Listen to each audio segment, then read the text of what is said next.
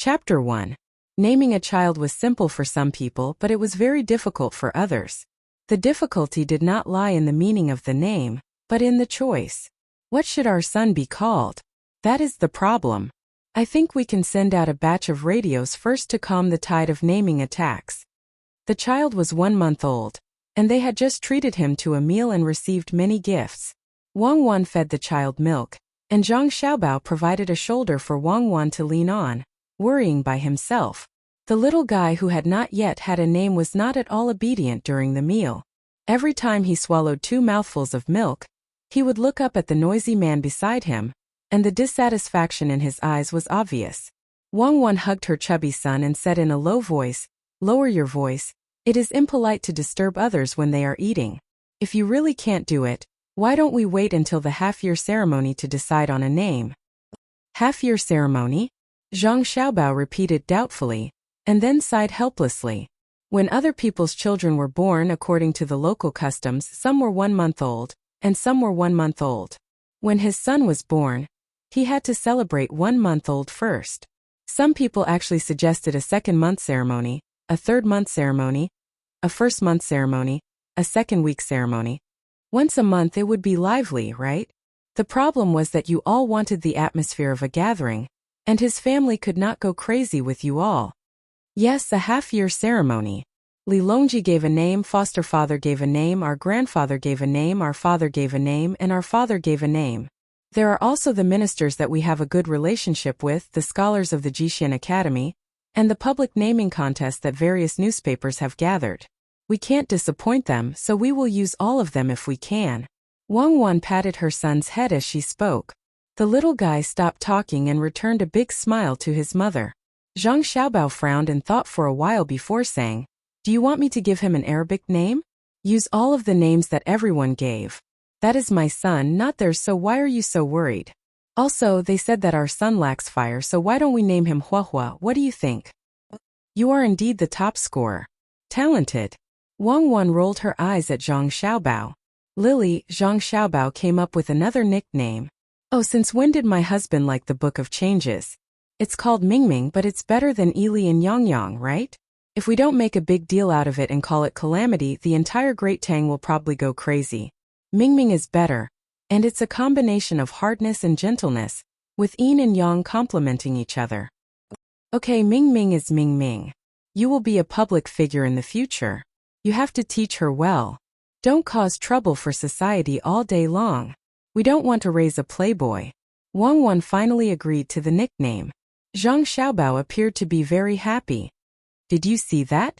The top scorer's talent is not for nothing. Mingming, what a magical name. A public figure. This doesn't seem to need to wait for the future. Now is the time. I wonder what that large group of public figures are doing? I'll ask someone later." The public figure that Zhang Xiaobao mentioned was currently leading more than 500 students of the Imperial College. These 500 people were all good at studying.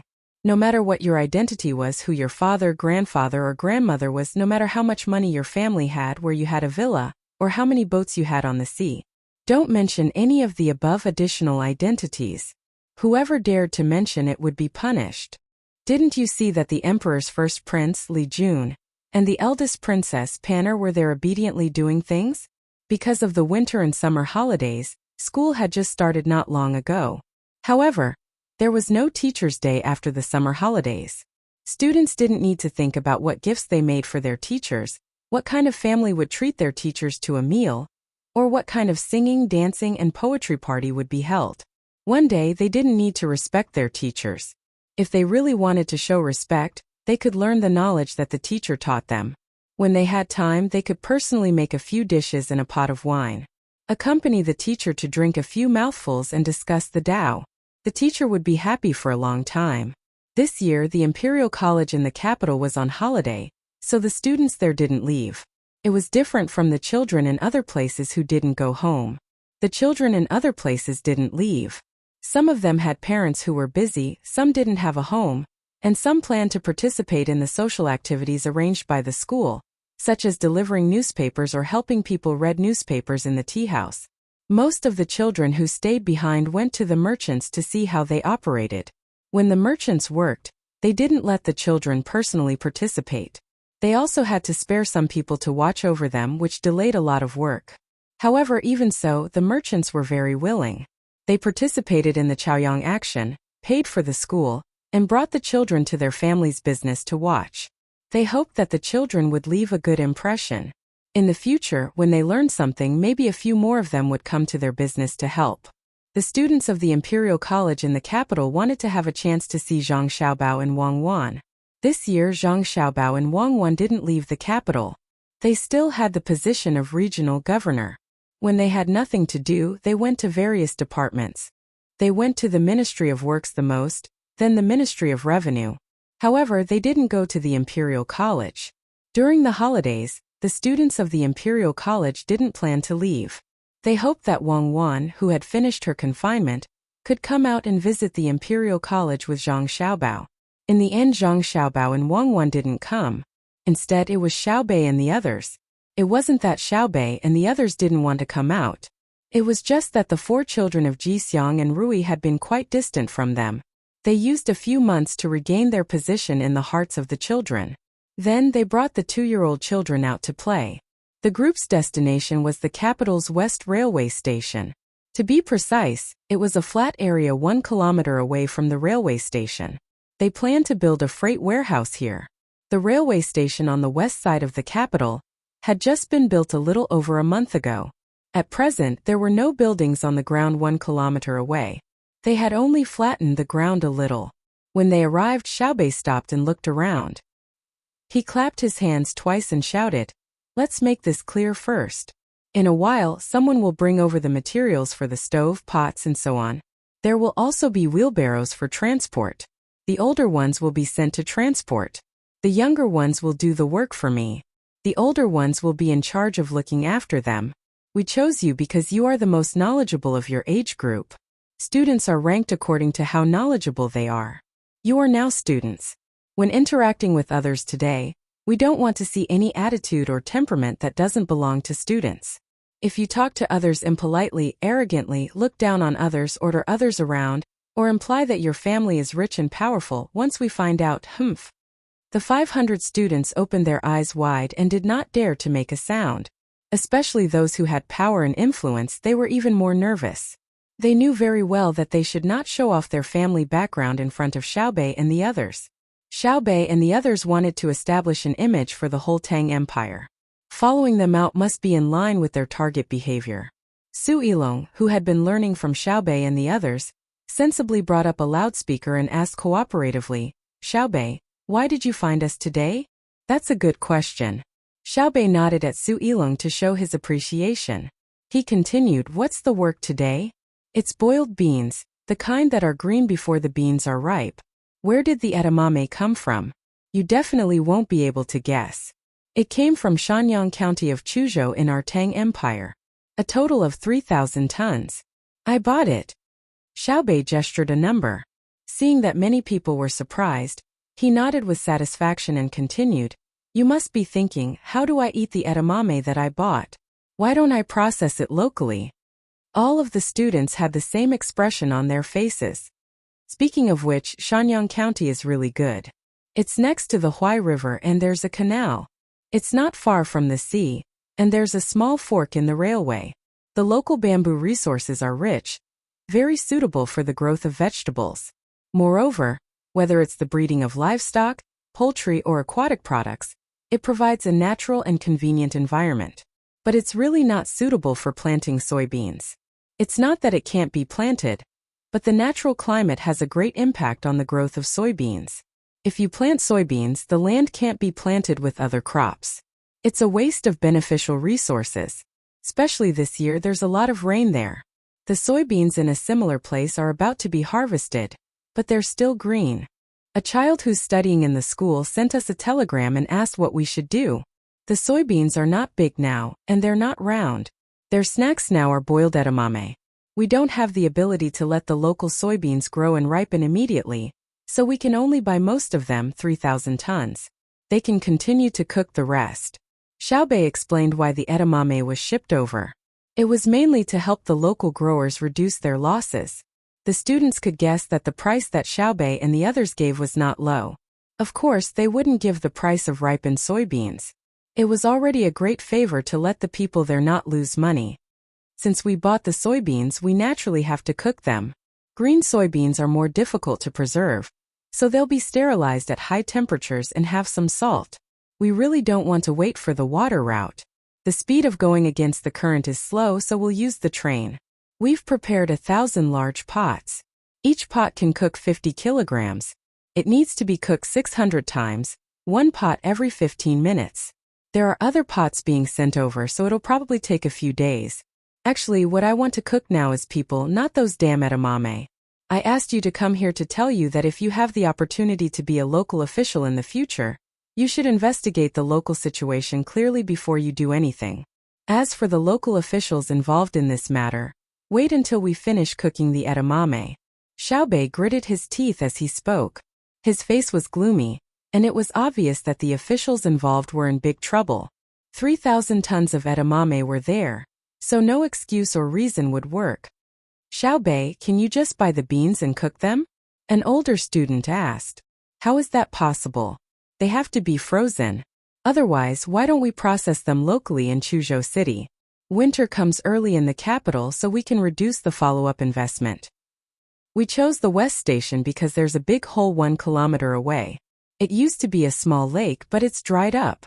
It's not worth it to fill it with soil. We discussed and decided to build an underground thermal storage room. The project is about to end in a few days. We originally planned to store fruits, but now we can only put the edamame. It's a last resort. Xiaobei, why don't you just cook the edamame and sell it in the store? Your family is so powerful, so it's easy, someone asked. Hee. At the mention of this, Xiaobei smiled happily. He blinked and said, it's not worth much now, and we'll lose money. You guys do the math. If we buy it at a premium, we'll add the cost of transportation, processing, and storage. When we sell it to the restaurant, the price is indeed high, but we take advantage of the original restaurant's low price advantage. In other words, if we put the edamame we bought in the restaurant, we'll make a profit and the restaurant will lose money. Then we can just ask our brothers and sisters for money. Why do we have to go around in circles? Everyone felt that this made sense, but they couldn't figure out why Xiaobei was smiling. Let me tell you, under normal circumstances, soybeans are related to sunshine. For example, in the south there are also places with low rainfall, and places with low temperature such as the northeast. However, this refers to the formation of soybeans. The rate of soybean oil production and soybean products output has nothing to do with taste. Take the edamame we bought for example. It's not mature because of the climate. If we wait for a while it will mature.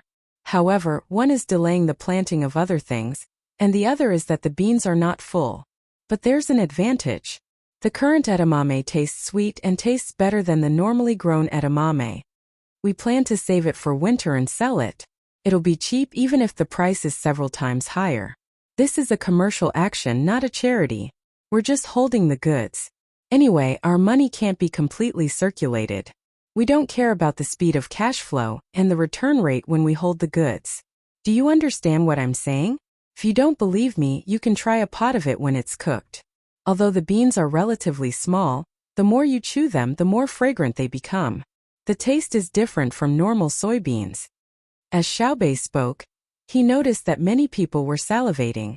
Thinking about his actions, he said embarrassedly, how about this? When winter is almost the new year, I'll give each of you 10 caddies.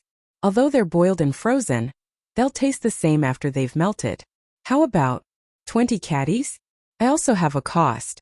All right, we'll see when the time comes. If we really can't sell them, I'll give you more.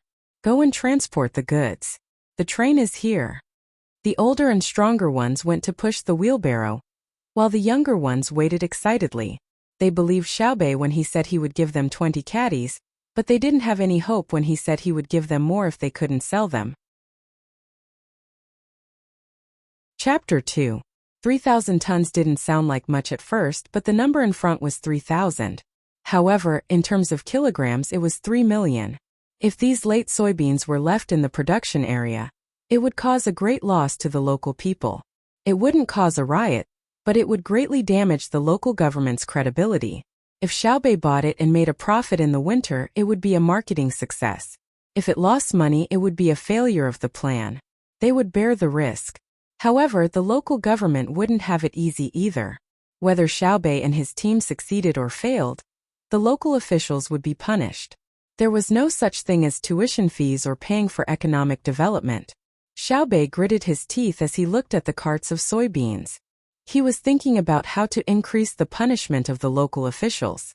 After thinking for a while, he realized that if he didn't use his privilege as a patrol inspector of the Tang Empire, there was no good way. Mistakes were made, and the local officials admitted it when they were caught. Even if it was partly due to luck, they didn't quibble. It didn't matter if it was a specific crime. At most, they would be stripped of their official position. It was impossible to say that they would be beheaded. If it was 20 years ago, such local officials could even ask for money and reduce taxes from the imperial court. It was a natural disaster. It wasn't something that could be done by humans. The weather was bad this year. However, Xiaobei and his team didn't agree with the natural disaster. They all believed that the Yamen of Shanyang County in Chuzhou City made a mistake. Was the rain the reason? Was the small cold wave that hadn't been seen for many years an excuse? Don't expect to escape. It's not our fault if we don't admit to 3 million kilograms of soybeans. Xiaobei grabbed a handful of soybeans and murmured. The reason why the soybeans were called Mao was that there was a layer of fine hair on the surface of the bean pod. It was very clear from a special angle and felt very furry. There was also hair on the mature beans, but it wasn't called soybeans. It was called soybeans or soybeans. There's a bug. It's white. A student from the Imperial College had sharp eyes and found a bug. He curiously reached out to touch it. The bug immediately rolled into a ball. The people nearby all looked at Xiaobei at the same time. Xiaobei didn't care at all. He said, "Cook. Mix the seasonings well. Cook one pot at a time. We'll eat the first few pots. The purpose is to control the heat. Cook in the big pot without a lid. Cook for no more than 15 minutes. The soybeans will be green. Otherwise, they will be yellow. It won't look good." Bug. The student who was pinching the bug reminded. "Let's cook them together. When it's time to sell them, there will be people who will select the ingredients. Don't be afraid, it's just a worm. It's not dirty, it's cleaner than the maggots in the sauce. Time waits for no one. Why don't I get someone to pick out a bunch of insects and fry them as snacks? They're fragrant and crispy. Have you eaten fried grasshoppers before?" Well, those who shook their heads were all children from rich families. Poor people like me have to eat a few pounds of it every year. Xiaobei licked his lips as if he was savoring the aftertaste. Xiao Yuan nodded in agreement at the side. After cooking the edamame, they planned to find a paddy field that had already been harvested to catch grasshoppers. For people like them who had traveled extensively with their families, there was nothing they couldn't eat. They had tasted scorpions, centipedes, moths, and so on. Especially on the trip to India, it was really addictive. Of course, they didn't eat raw things that could easily produce parasites. It wasn't that they couldn't eat them, but they were afraid that they would get sick from eating them. If it was livestock that had been quarantined, they could use a knife to cut off the meat and stuff it into their mouths to eat raw. They would eat until their mouths and hands were full of blood. For them, there was no blessing that they couldn't enjoy and no suffering that they couldn't endure. Many students from the Student Directorate of Studies from rich families had never tried it before. When they heard Xiaobei's words, they swallowed their saliva. It wasn't slander but disgust. They shuddered when they imagined the scene of eating insects. As they had to look at the temperature first, only 3 pots started to boil water. The others started to wash the edamame. Normally, it would take a pot of cold water to boil for a quarter of an hour. If the edamame was taken out to cool, the water in the pot would still be boiling. It wouldn't take a quarter of an hour to boil the edamame again. The seasoning in the pot could still be used. After boiling it a few times, the water would be changed.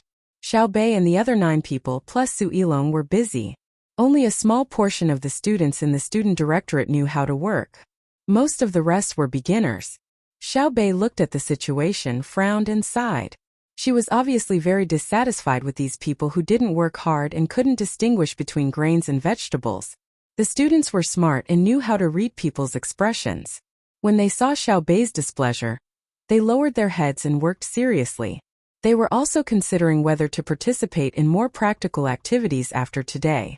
Anyway, they had to participate before the imperial examination and accumulate enough hours. Otherwise, they wouldn't be qualified. Some people were quick-witted. Seeing that the atmosphere was not good, they came over to smooth things over.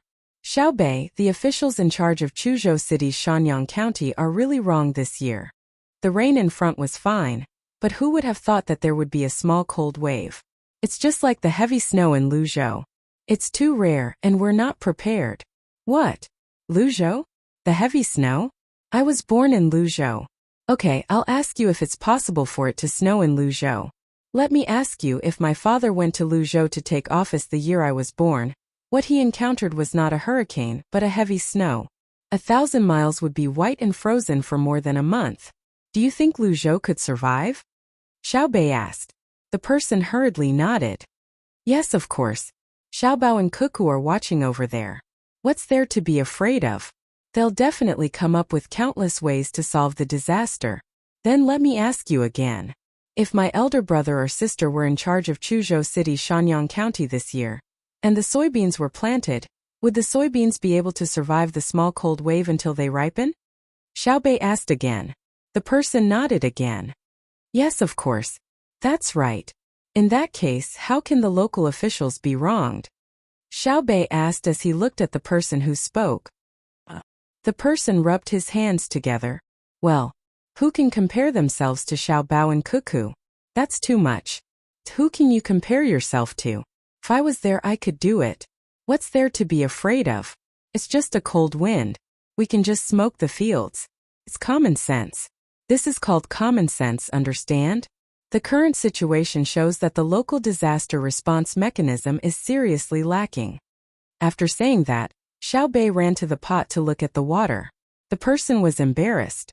He didn't admit that what Xiaobei said was common sense, but he did learn about it in books. It was true that they were not prepared. But who would have thought that there would be a sudden cold wave in this month? Of course, it was impossible to reason with this. As Xiaobei said, if the local officials were Xiaobao and Cuckoo, then there would be no problem. Even if they couldn't stop the cold wave, they would still have the ability to sell the edamame at a reasonable price. What bad luck, sigh. The person could only sigh for the officials of Chuzhou City's Shanyang County. They couldn't manage the telegraph department. A child was troubled by the problem of having only edamame as a snack, and asked Xiaobei to think of a solution. As a result, the local officials fell. Was there any justice left? Brother Yurong, you're not wronged. Su Ilong came over and said to the student. She knew this person. His surname was Wang, and his family had some power. His name was Run, and his courtesy name was Yurong. They used to meet occasionally, but now he was running around with Xiaobei and the others all day long. He didn't have time to meet with his old friends, but he would always sponsor them to hold poetry meetings or something. How is it not wronged? They caught up with something that hasn't happened for decades. Wang Run still insisted on his own idea. It has nothing to do with decades or hundreds of years. They really didn't prepare. If I were a local official, I would order people to take the local bamboo and dry it for future use. Su Ilong also insisted. If there was no cold wave, what would happen? When there was drought, they would split the bamboo to make a canal to draw water. When there was a flood, they would gather the bamboo to make a column to store the soil. When there were not enough boats in the river, they would make a row. In midsummer, they would put up a shed to shade. So, forget it, I'm not familiar with them. I'm just lamenting about a telegram. Wang Run shook his head. Su Ilong smiled. What does it have to do with the telegram? Brother Yurong, do you mean that they were investigated because of an extra telegram? I think it's because they didn't do a good job in the local area. If they didn't have this telegram, they would have kept their position. It would be the negligence of the Tang Empire's inspectors. If that's the case, it wouldn't be as simple as them losing their official position, but countless people would lose their heads. Yes, Wang Run admitted. The word benefit is difficult. He was talking about the inspectors sent by the imperial court. If they couldn't find any problems, and later people found out that it was the previous inspection that had a problem, then the previous inspection would be unlucky.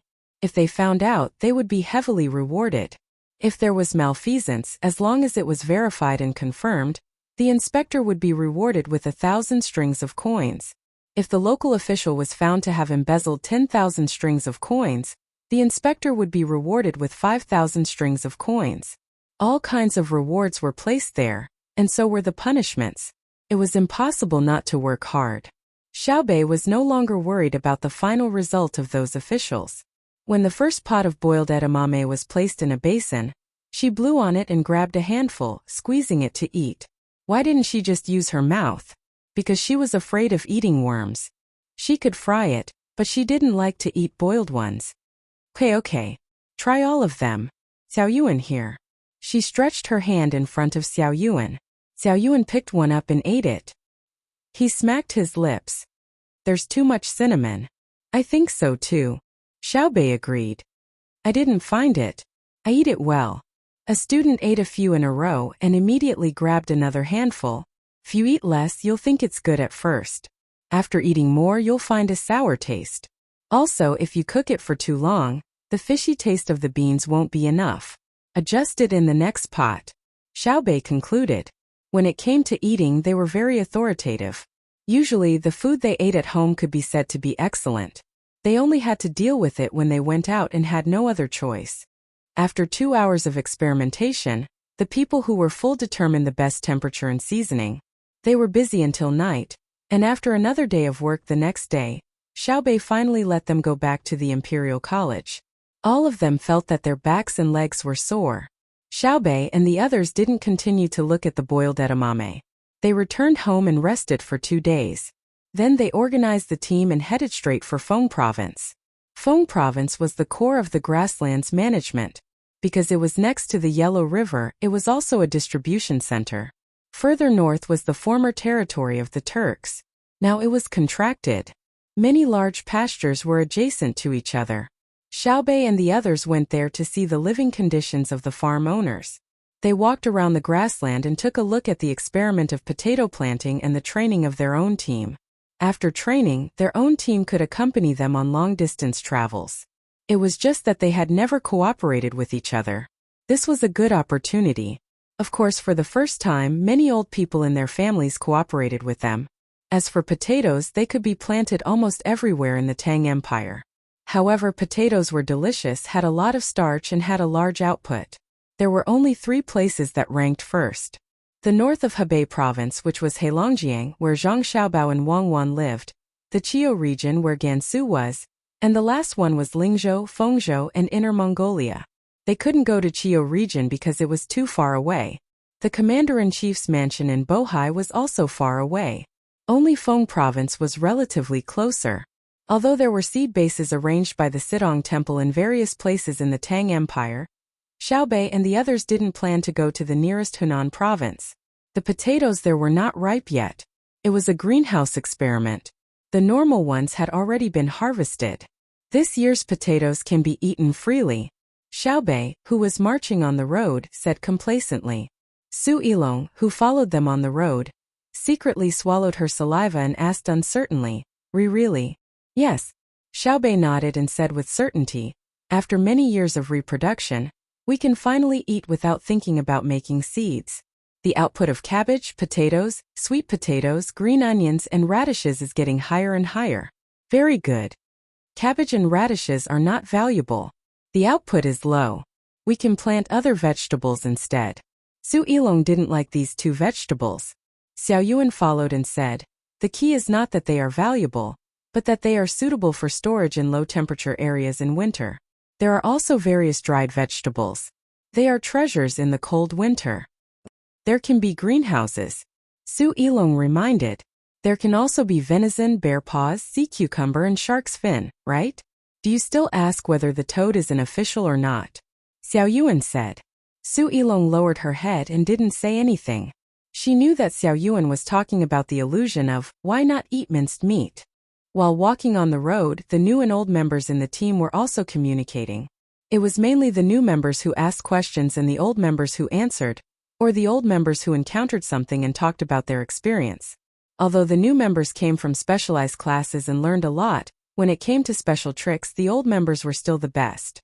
The trivial problems in the team's journey were the most important. How to go to the toilet, how to cook according to the wind, when to increase the goods for the livestock, and when to bear some of the burden. These were all knowledge. They were different from other simple teams. Unlike the caravan and the army, they were a comprehensive team. Combat, organization, logistics, and so on, they had to be able to change at any time. Even the chef could pick up the machine gun and fire at the crucial moment. In addition to serving the people from the other departments, the maids also needed to educate Xiaobei and the rest in the little details of life. When needed, they could become overlords. Even Xiaobei and the rest were always prepared. Otherwise, why would Su Yilong's grandfather let him follow them? He was really cultivating people. With the departure of Xiaobei and the rest, the entire capital seemed deserted. Li Longji had been quite upset these days. Usually, there would always be a large group of children chattering about in the various palaces, but now they were all gone. Without Xiaobei's guidance, the other children couldn't play, and it was impossible for them to enter the palace and pull a maid to play games. They didn't have the guts and they wouldn't be as stupid as Xiaobei. At least, that was what the censorate thought, although they didn't dare to impeach. Another winter is coming. I wonder if the Great Wall is still there when it snows in Jili State? In Xingqing Palace, Li Longji put on an extra coat and looked at the goldfish blowing bubbles in the fish tank. He seemed to be talking to himself. Your Majesty, I don't think there's much left. In the past, people would rather spend money to buy the location and even let people preserve it in ice. Recently, people don't pay attention to it. I guess they've stopped taking money. After all, it costs a lot. Gao Lisher continued, Xiaobei and the rest can bear this kind of consumption. After all, they're rich. But they're not stupid. Why would they spend money on a dead thing that exists every year? One of their meals may be the annual income of an ordinary family, but they won't waste money needlessly.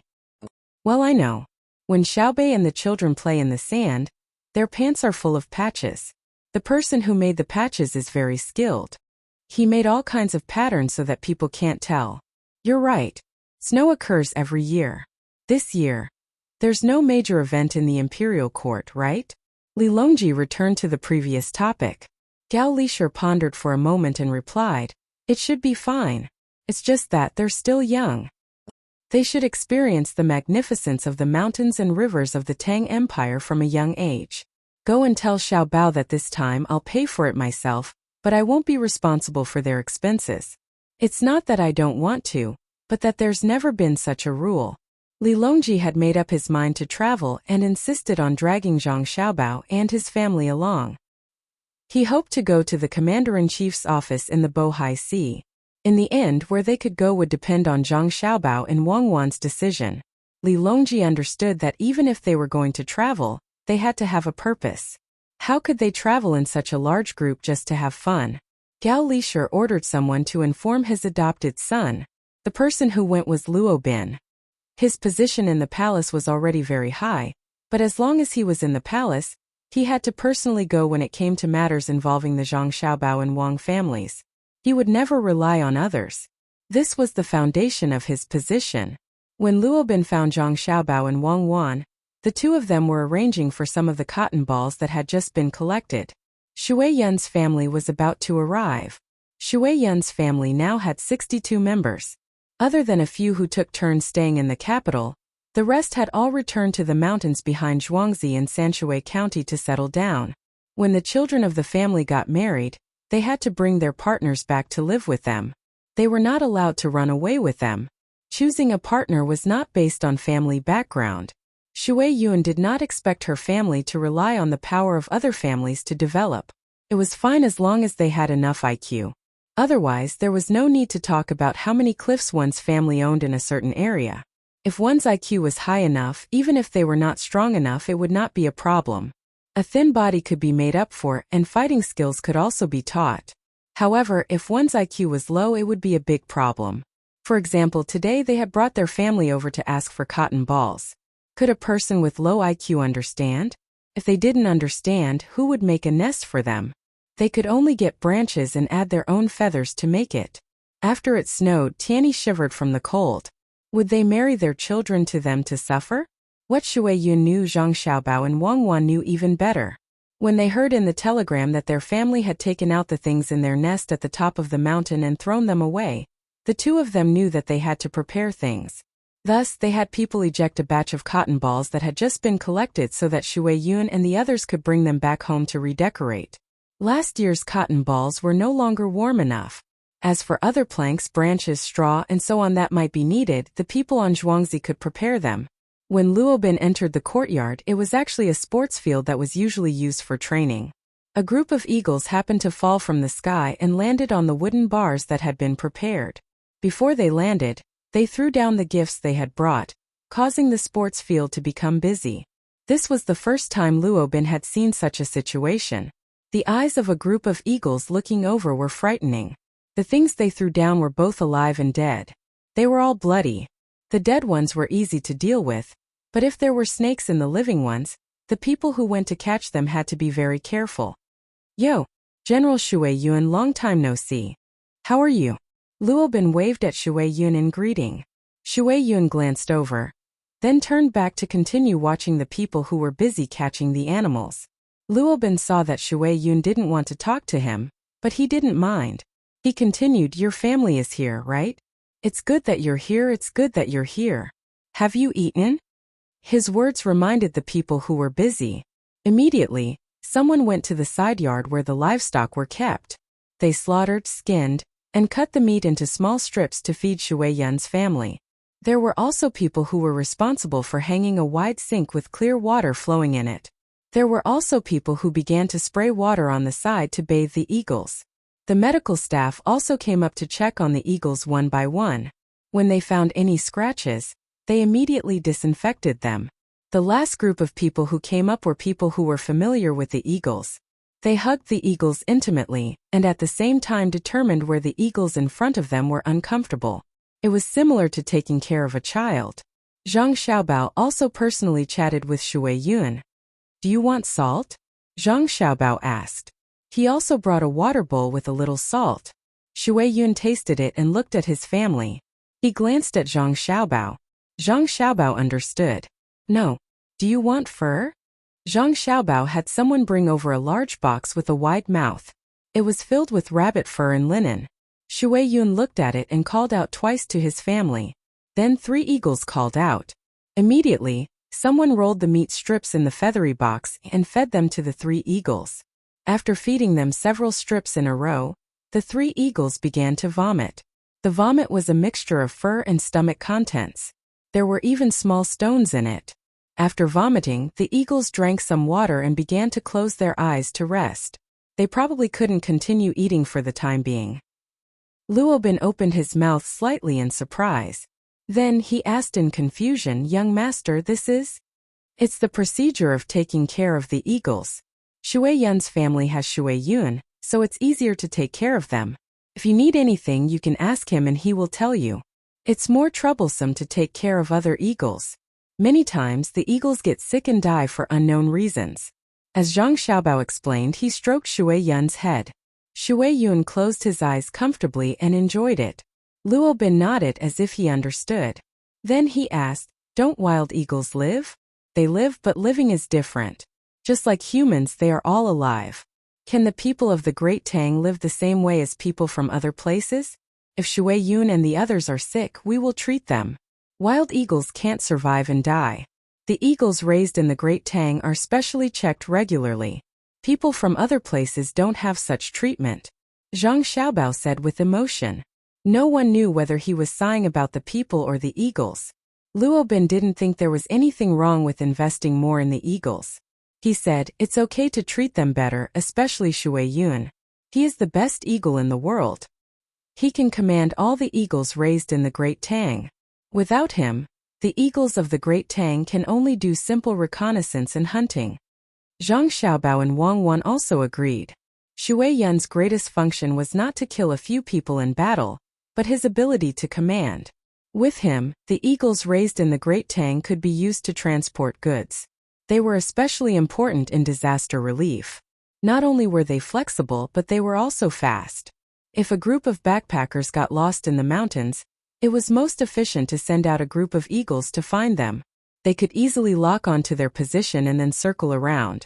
The rescue personnel on the ground didn't have to spend any effort to search.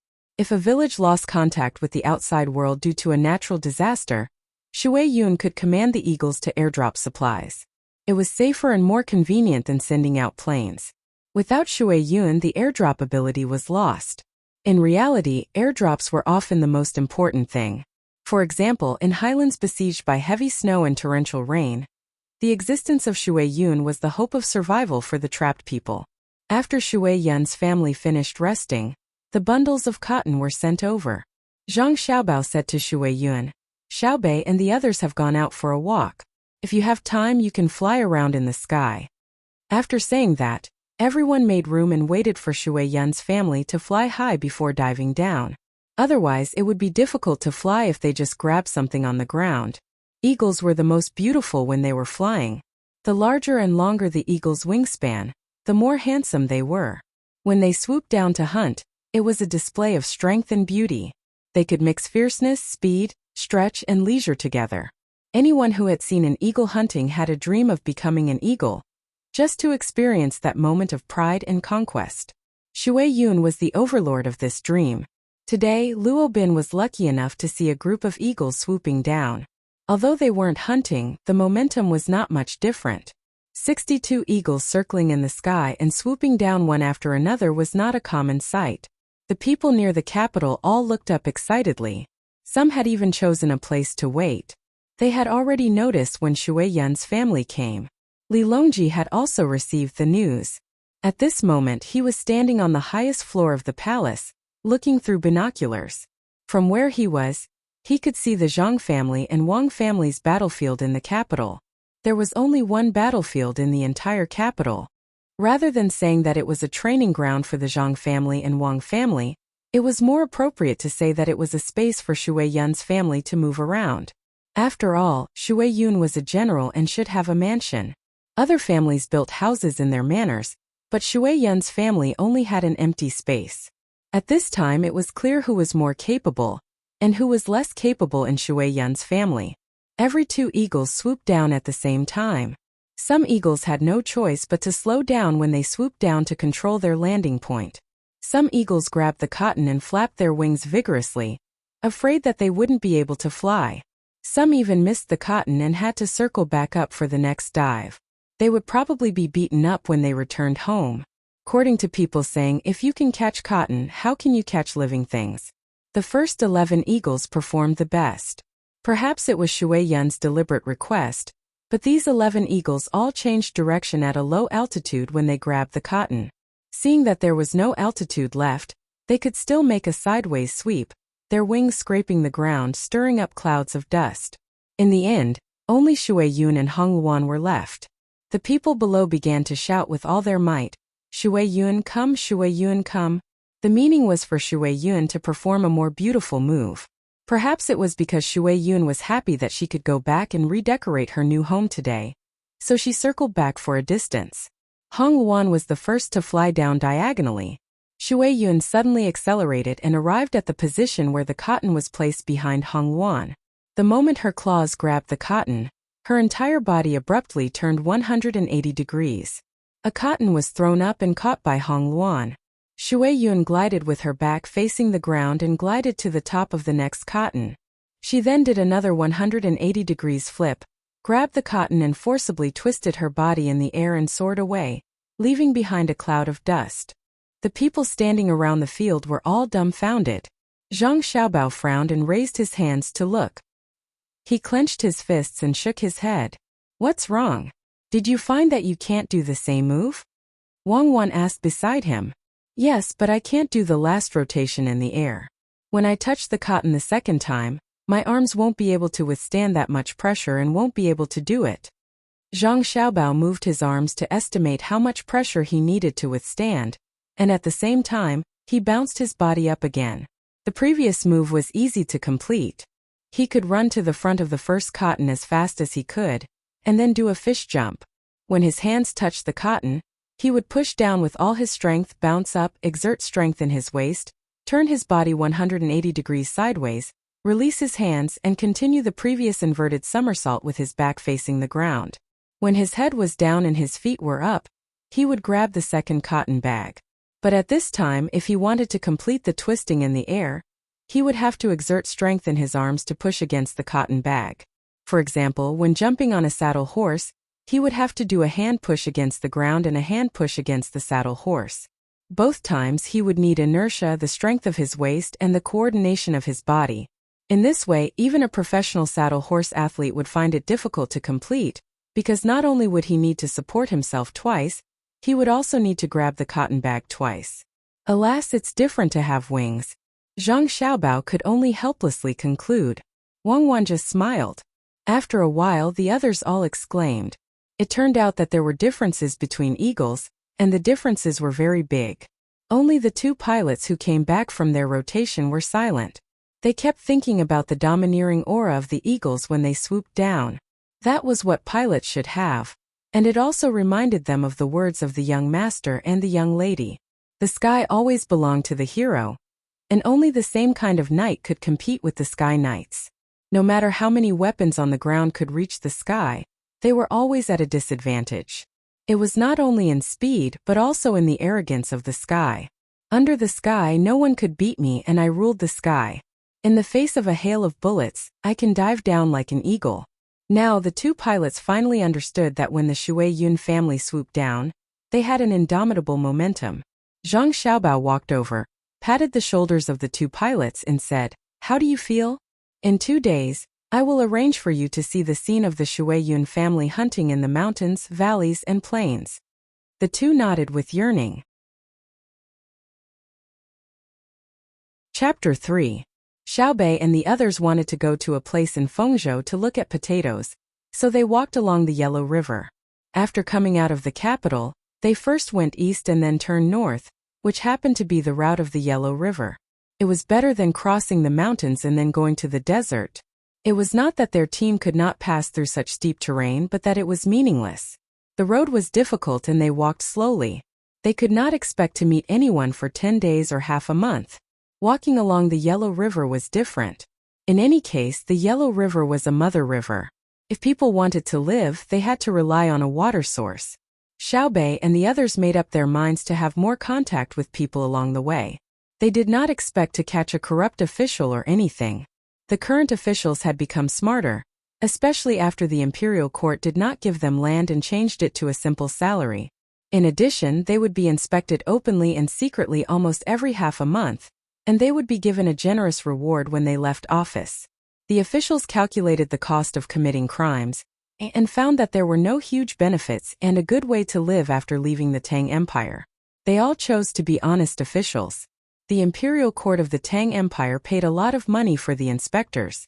It seemed to increase the financial burden, but in fact it made the national treasury more income than before.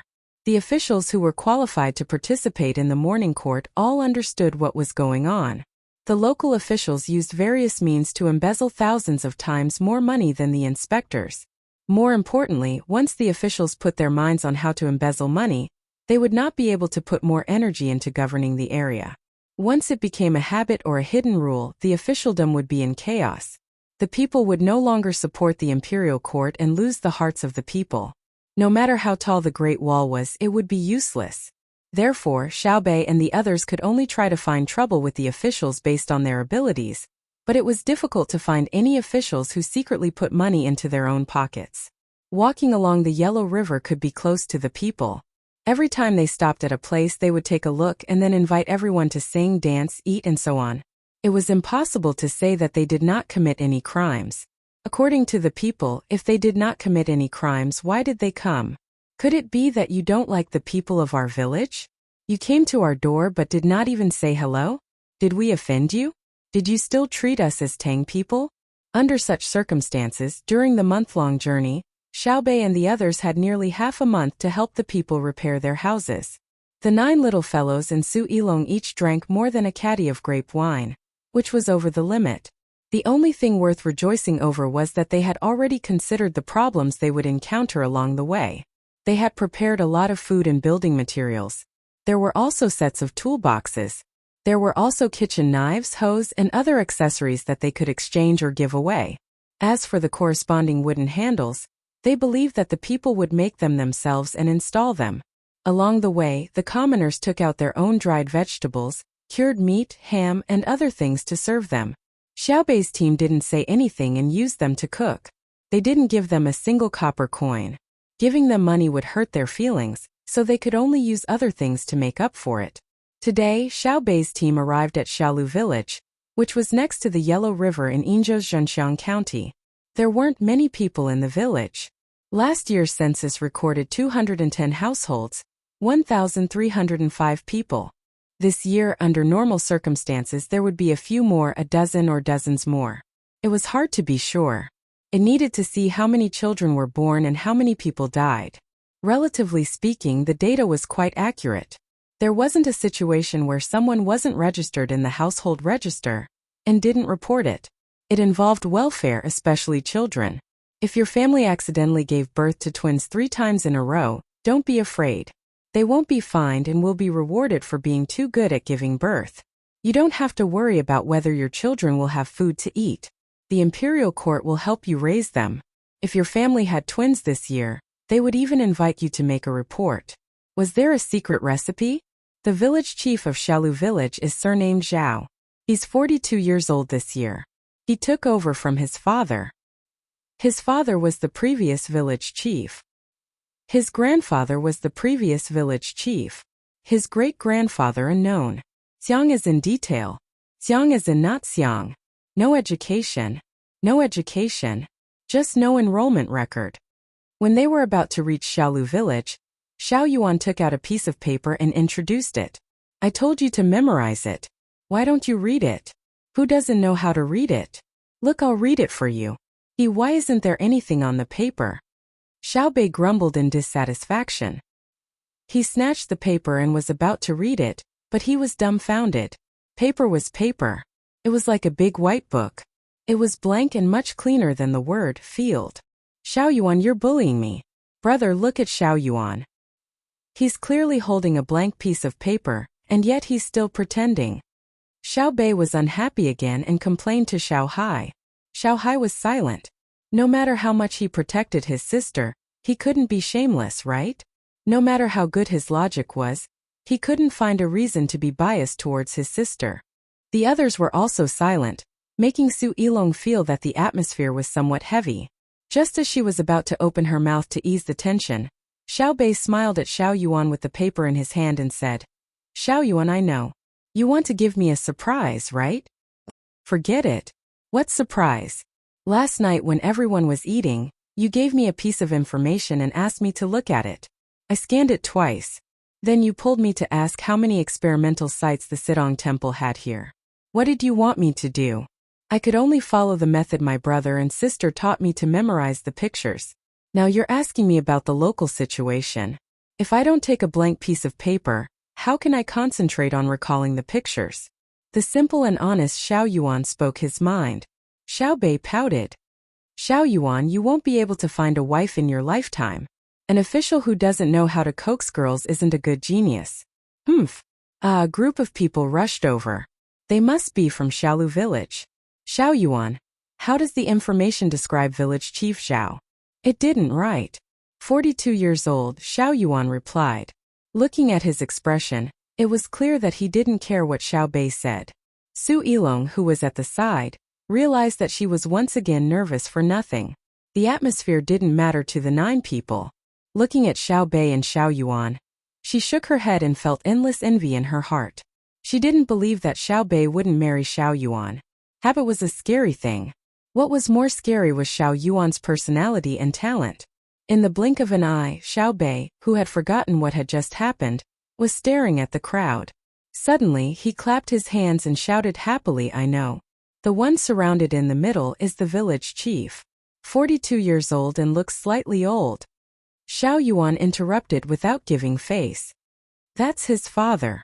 He's 57 years old this year. How do you know? Xiaobei was unconvinced. Because there are records of his father. He has less hair on his forehead, 2 sideburns over his shoulders, and 2 moles on his left cheek, Xiao Yuan added. I really can't afford to be hurt today. Xiao Yuan, next time you insist on saying everything, even if I interrupt you. Xiaobei saw that the person in the middle was indeed bald. The person supporting him by the side was probably the current village chief. Seeing that the people were getting closer, Xiao Bei first looked at the guard at the side.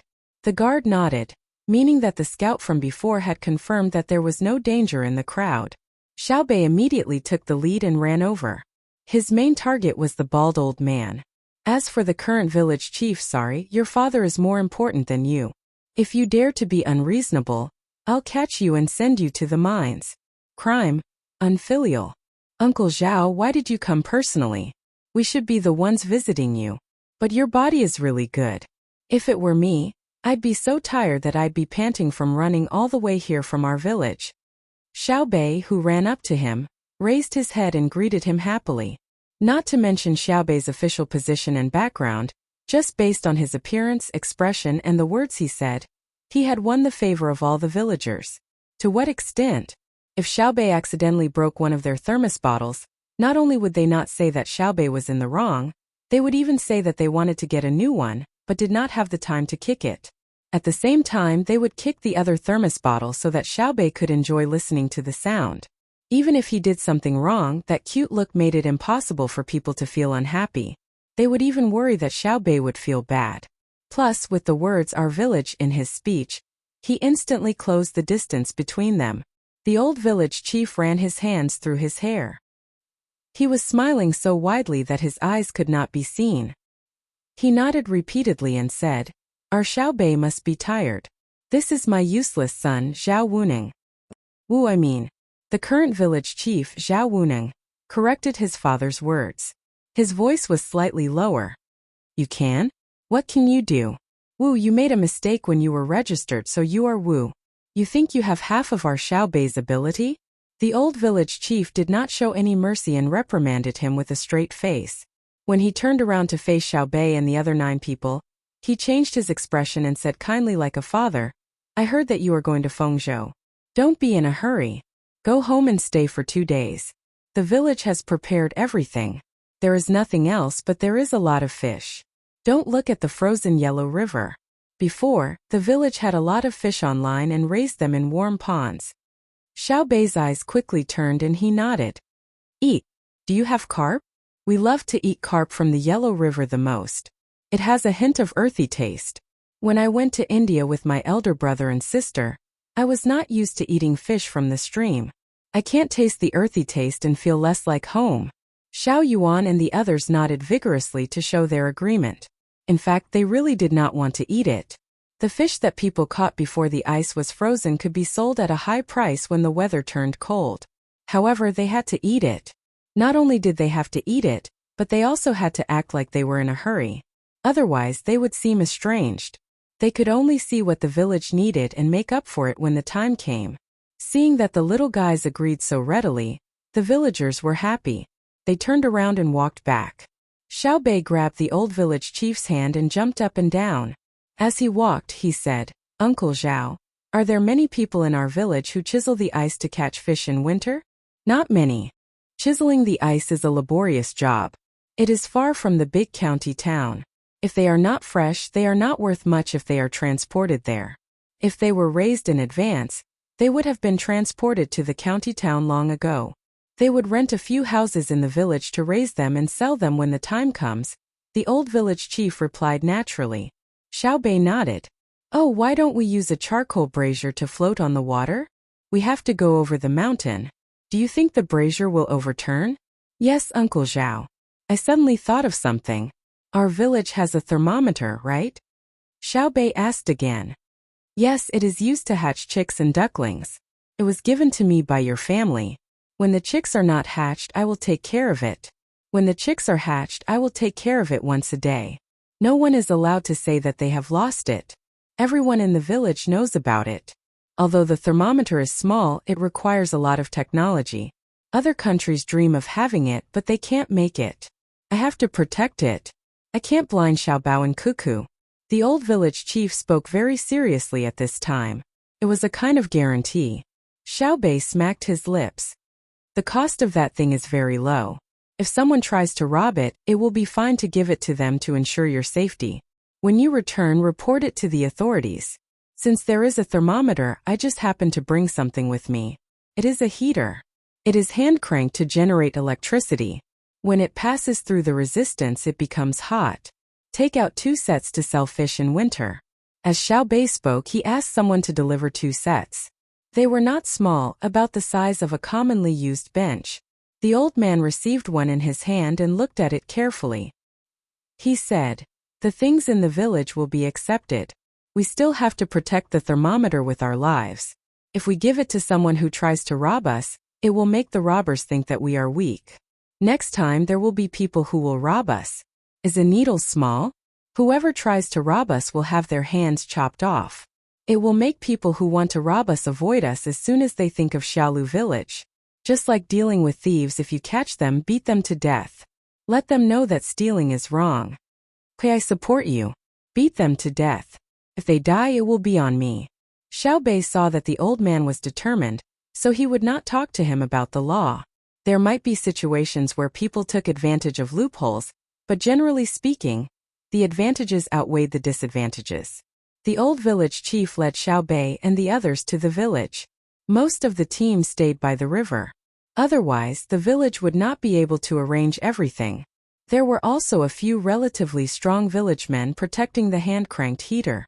They didn't play any tricks of refusing to accept Xiao Bei's gift and happily accepted it. They knew very well that this thing, which was the size of 2 benches, was an important tool to increase their income in winter. "Uncle Zhao, don't worry when the thing is broken. Send me a telegram. Someone will come up with the fastest way to solve it. In winter, try to catch the big fish and release the small fish. Live by the river and leave something for others and grandchildren. Don't catch all of them." Xiao Bei followed everyone to the village. On the way, he did not forget to tell the old village chief what to do.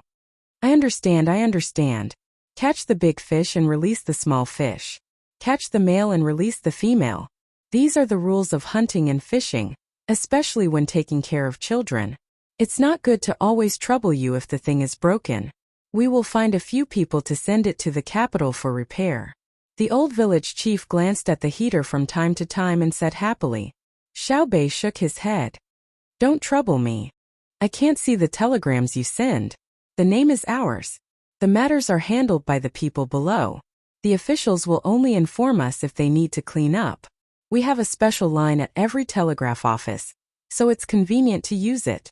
How many tens of thousands of telegrams do you want us to deal with it?" Candies?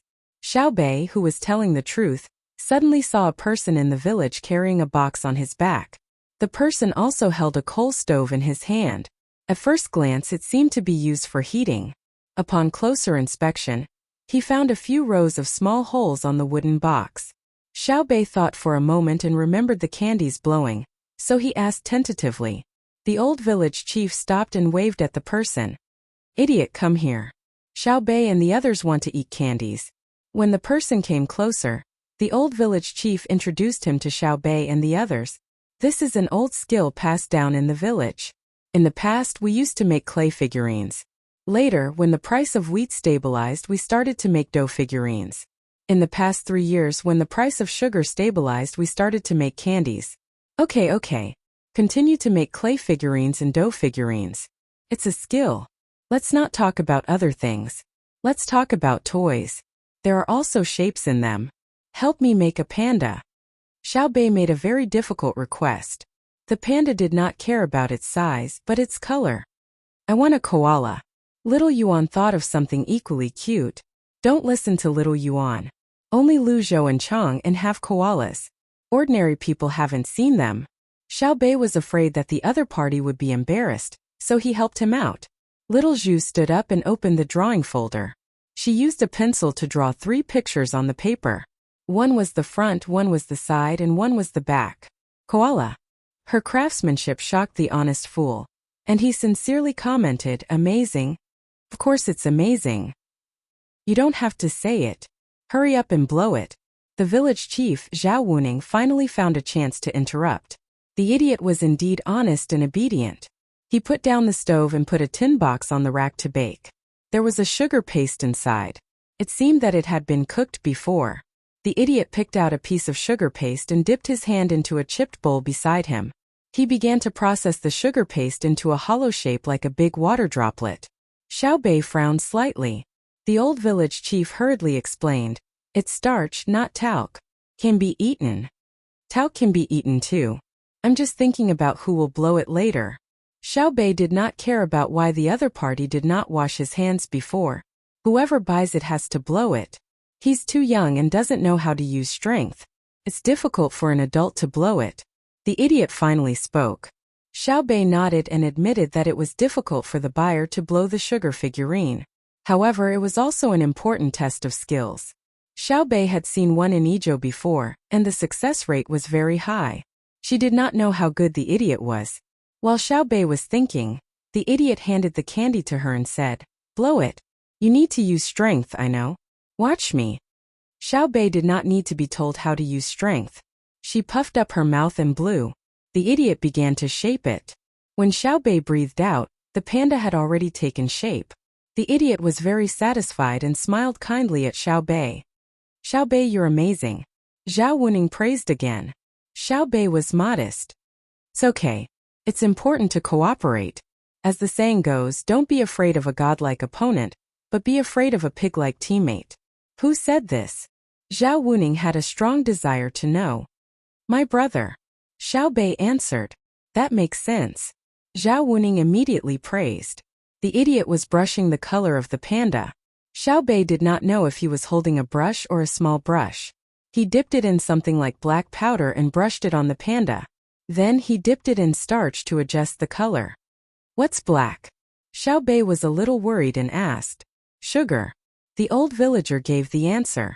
This time Xiao Bei was relieved. She didn't ask why the candy was black, nor did she ask if the black candy was bitter. She knew that as long as the process and the heat were controlled properly, there wouldn't be any problems. Her brother could make the candy into a variety of colors. The easiest way to make black candy was to make black dates, while purple was to make ripe mulberries. Boiling the sugar soup could make the candy from white, yellowish, golden, red, and black. Of course, this required a very deep foundation. It was theoretically possible, but it did not mean that everyone could do it. A panda was finished in the hands of the idiot. The idiot took Xiao Zhu's painting and looked at it carefully. He remade the hollow water droplet. The people around did not show any surprise. Looking at pictures and making things was the most basic professional quality of the Tang Empire's craftsmen. It belonged to the entry level. Some masters even asked their apprentices to do it. Zhao Wuning looked at Xiao Bei fiddling with the panda. He thought for a while and said, "Judging from the changes in the craftsmanship of the idiot's family, it can well reflect the economic development. In the transition of clay figurines, dough figurines, and sugar figurines, the imperial court's policy is the first. At the end of economic development, there will be no sugar figurines, because sugar is no longer a necessity for people." "You little brat. You don't admit that you are incompetent." The old villager began to lecture his son, a 42-year-old brat. At the end of economic development, people no longer pursue sugar, but the craftsmanship of making sugar figurines. When sugar is worthless, the craftsmanship will be valuable. "Xiao Bei, am I right? Uncle Zhao, you are so awesome. My brother and sister said that people will cherish the simplicity in their hearts more when they are flashy. In fact, I wanted to make a few models just now. Put the sugar inside and blow on it to make it shape. But then I thought about it. How can I show the craftsmanship in that way? Things for the masses have low production costs, fast processing speed, and convenient use, but they are not worth much." Xiao Bei freed up a hand and gave a thumbs up. The old villager coughed and glanced at his son. "Didn't they say that the more beautiful something is, the better?" Zhao Wuning was not convinced. Xiao Bei patted his clothes and said, "Who can make a positioning for beauty? Look at my clothes. The shirt and outside are pure cotton, and the inside is filled with duck down. It is clean, simple, generous, and comfortable. Isn't this another form of beauty? Do you think that my family can't make all kinds of flowers on my clothes? Look at my head. 2 horns are twisted, and the rest of my hair is draped over my shoulders. Don't I look good with the light yellow headband? Isn't it more pleasing to the eye than wearing all kinds of gold and shining stones? Don't tell me that my family doesn't have fist-sized pearls, green mountains, clear water, and blue sky. Isn't purity also beautiful?" Zhao Wuning carefully looked at Xiao Bei and had to nod. He admitted, "It is clearly a very simple outfit, but why does it give people a feeling of luxury? Because it is pure enough. Monotonous doesn't mean boring. A bowl of white rice with a rich rice aroma is more delicious than egg fried rice. A small round cake made with dried flour is more like a snack than a cake. I have always felt that wild vegetable soup is better than vegetable soup. That faint earthy smell has a different kind of fragrance. Cherish it. The Yellow River has a lot of sand, but it doesn't mean that it is not clean because it is filtered by the sand. If I give you distilled water every day, can you stand it?" These words were said by Xiao Yuan. It sounded very reasonable and made people feel comfortable in their hearts. When it was his turn to brag, he made a koala. Then it was the other children's turn, including Su Yilong. A servant girl also asked for a little pig. She said that her zodiac was pig. Tomorrow was her birthday, so she wanted to put the sugar figurine on the cake. He did not dare to look down on the servant girls. It depended on whose family they were from.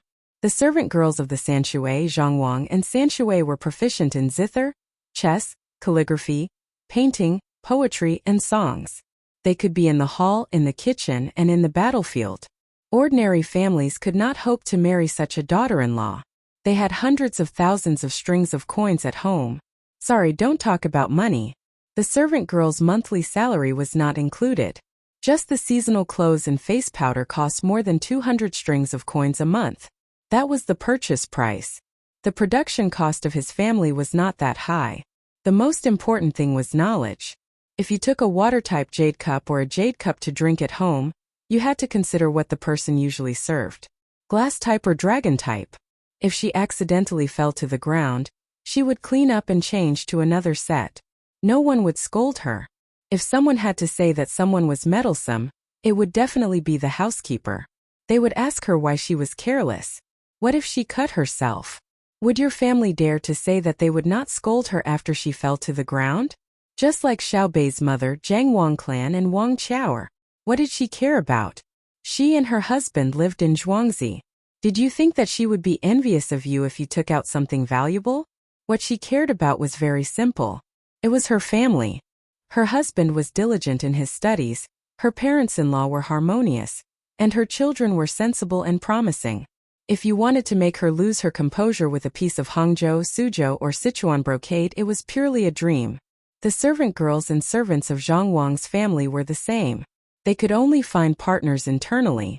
They could not go out at all because they could not find a suitable partner. Their status was only low when they served the master at home. When they went out alone, their status was not low at all. When they encountered a quarrel, they had to listen to a word of advice.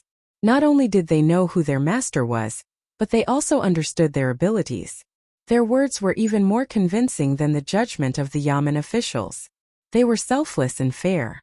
Therefore, no commoner really treated them as servants. For example, the servant girl now wanted a piglet. Was it overboard? As long as it was not overboard, Xiaobei and the rest did not say anything. Respect and love were in their hearts, not on the surface. At the crucial moment, the servant girl could stand up and block a knife for Xiaobei and the rest. As long as she did not fall, Xiaobei and the rest would be fine. It was better than watching the rules and running away when there was danger. I almost forgot. Sister Xiaoling's birthday is tomorrow. She will be born on the 20th of October. It's midnight. Xiaobei guessed. What midnight? It's 2:45 in the morning. The 5 elements lack wood. After tonight, let's find a place with a lot of woods to celebrate Sister Xiaoling's birthday. But we can't choose a place with the back of the mountain. It's too dark and we can't choose a place that welcomes the sun. We have to choose a good place for the sun. Xiao Yuan immediately corrected him. This was the advantage of having a good memory. It made people feel comfortable. Thank you, Miss Bei and the young masters for remembering me. The servant girl Xiaoling was really touched. Did the master remember the servant's birthday? Yes, but only 1 or 2, and they were the kind that were very important. For example, Li Longji knew Gao Lisher's birthday, and he remembered it very well. The princes and princesses also remembered it. But in the past, Li Longji would not help to celebrate. He would only find a reason to take a day off. Gao Lisher was already very happy. Otherwise he would not be so loyal. Moreover, because of his loyalty, He had gained the favor of Zhang Xiaobao and Wang Wan. He even let Zhang Xiaobao recognize him as his adoptive father.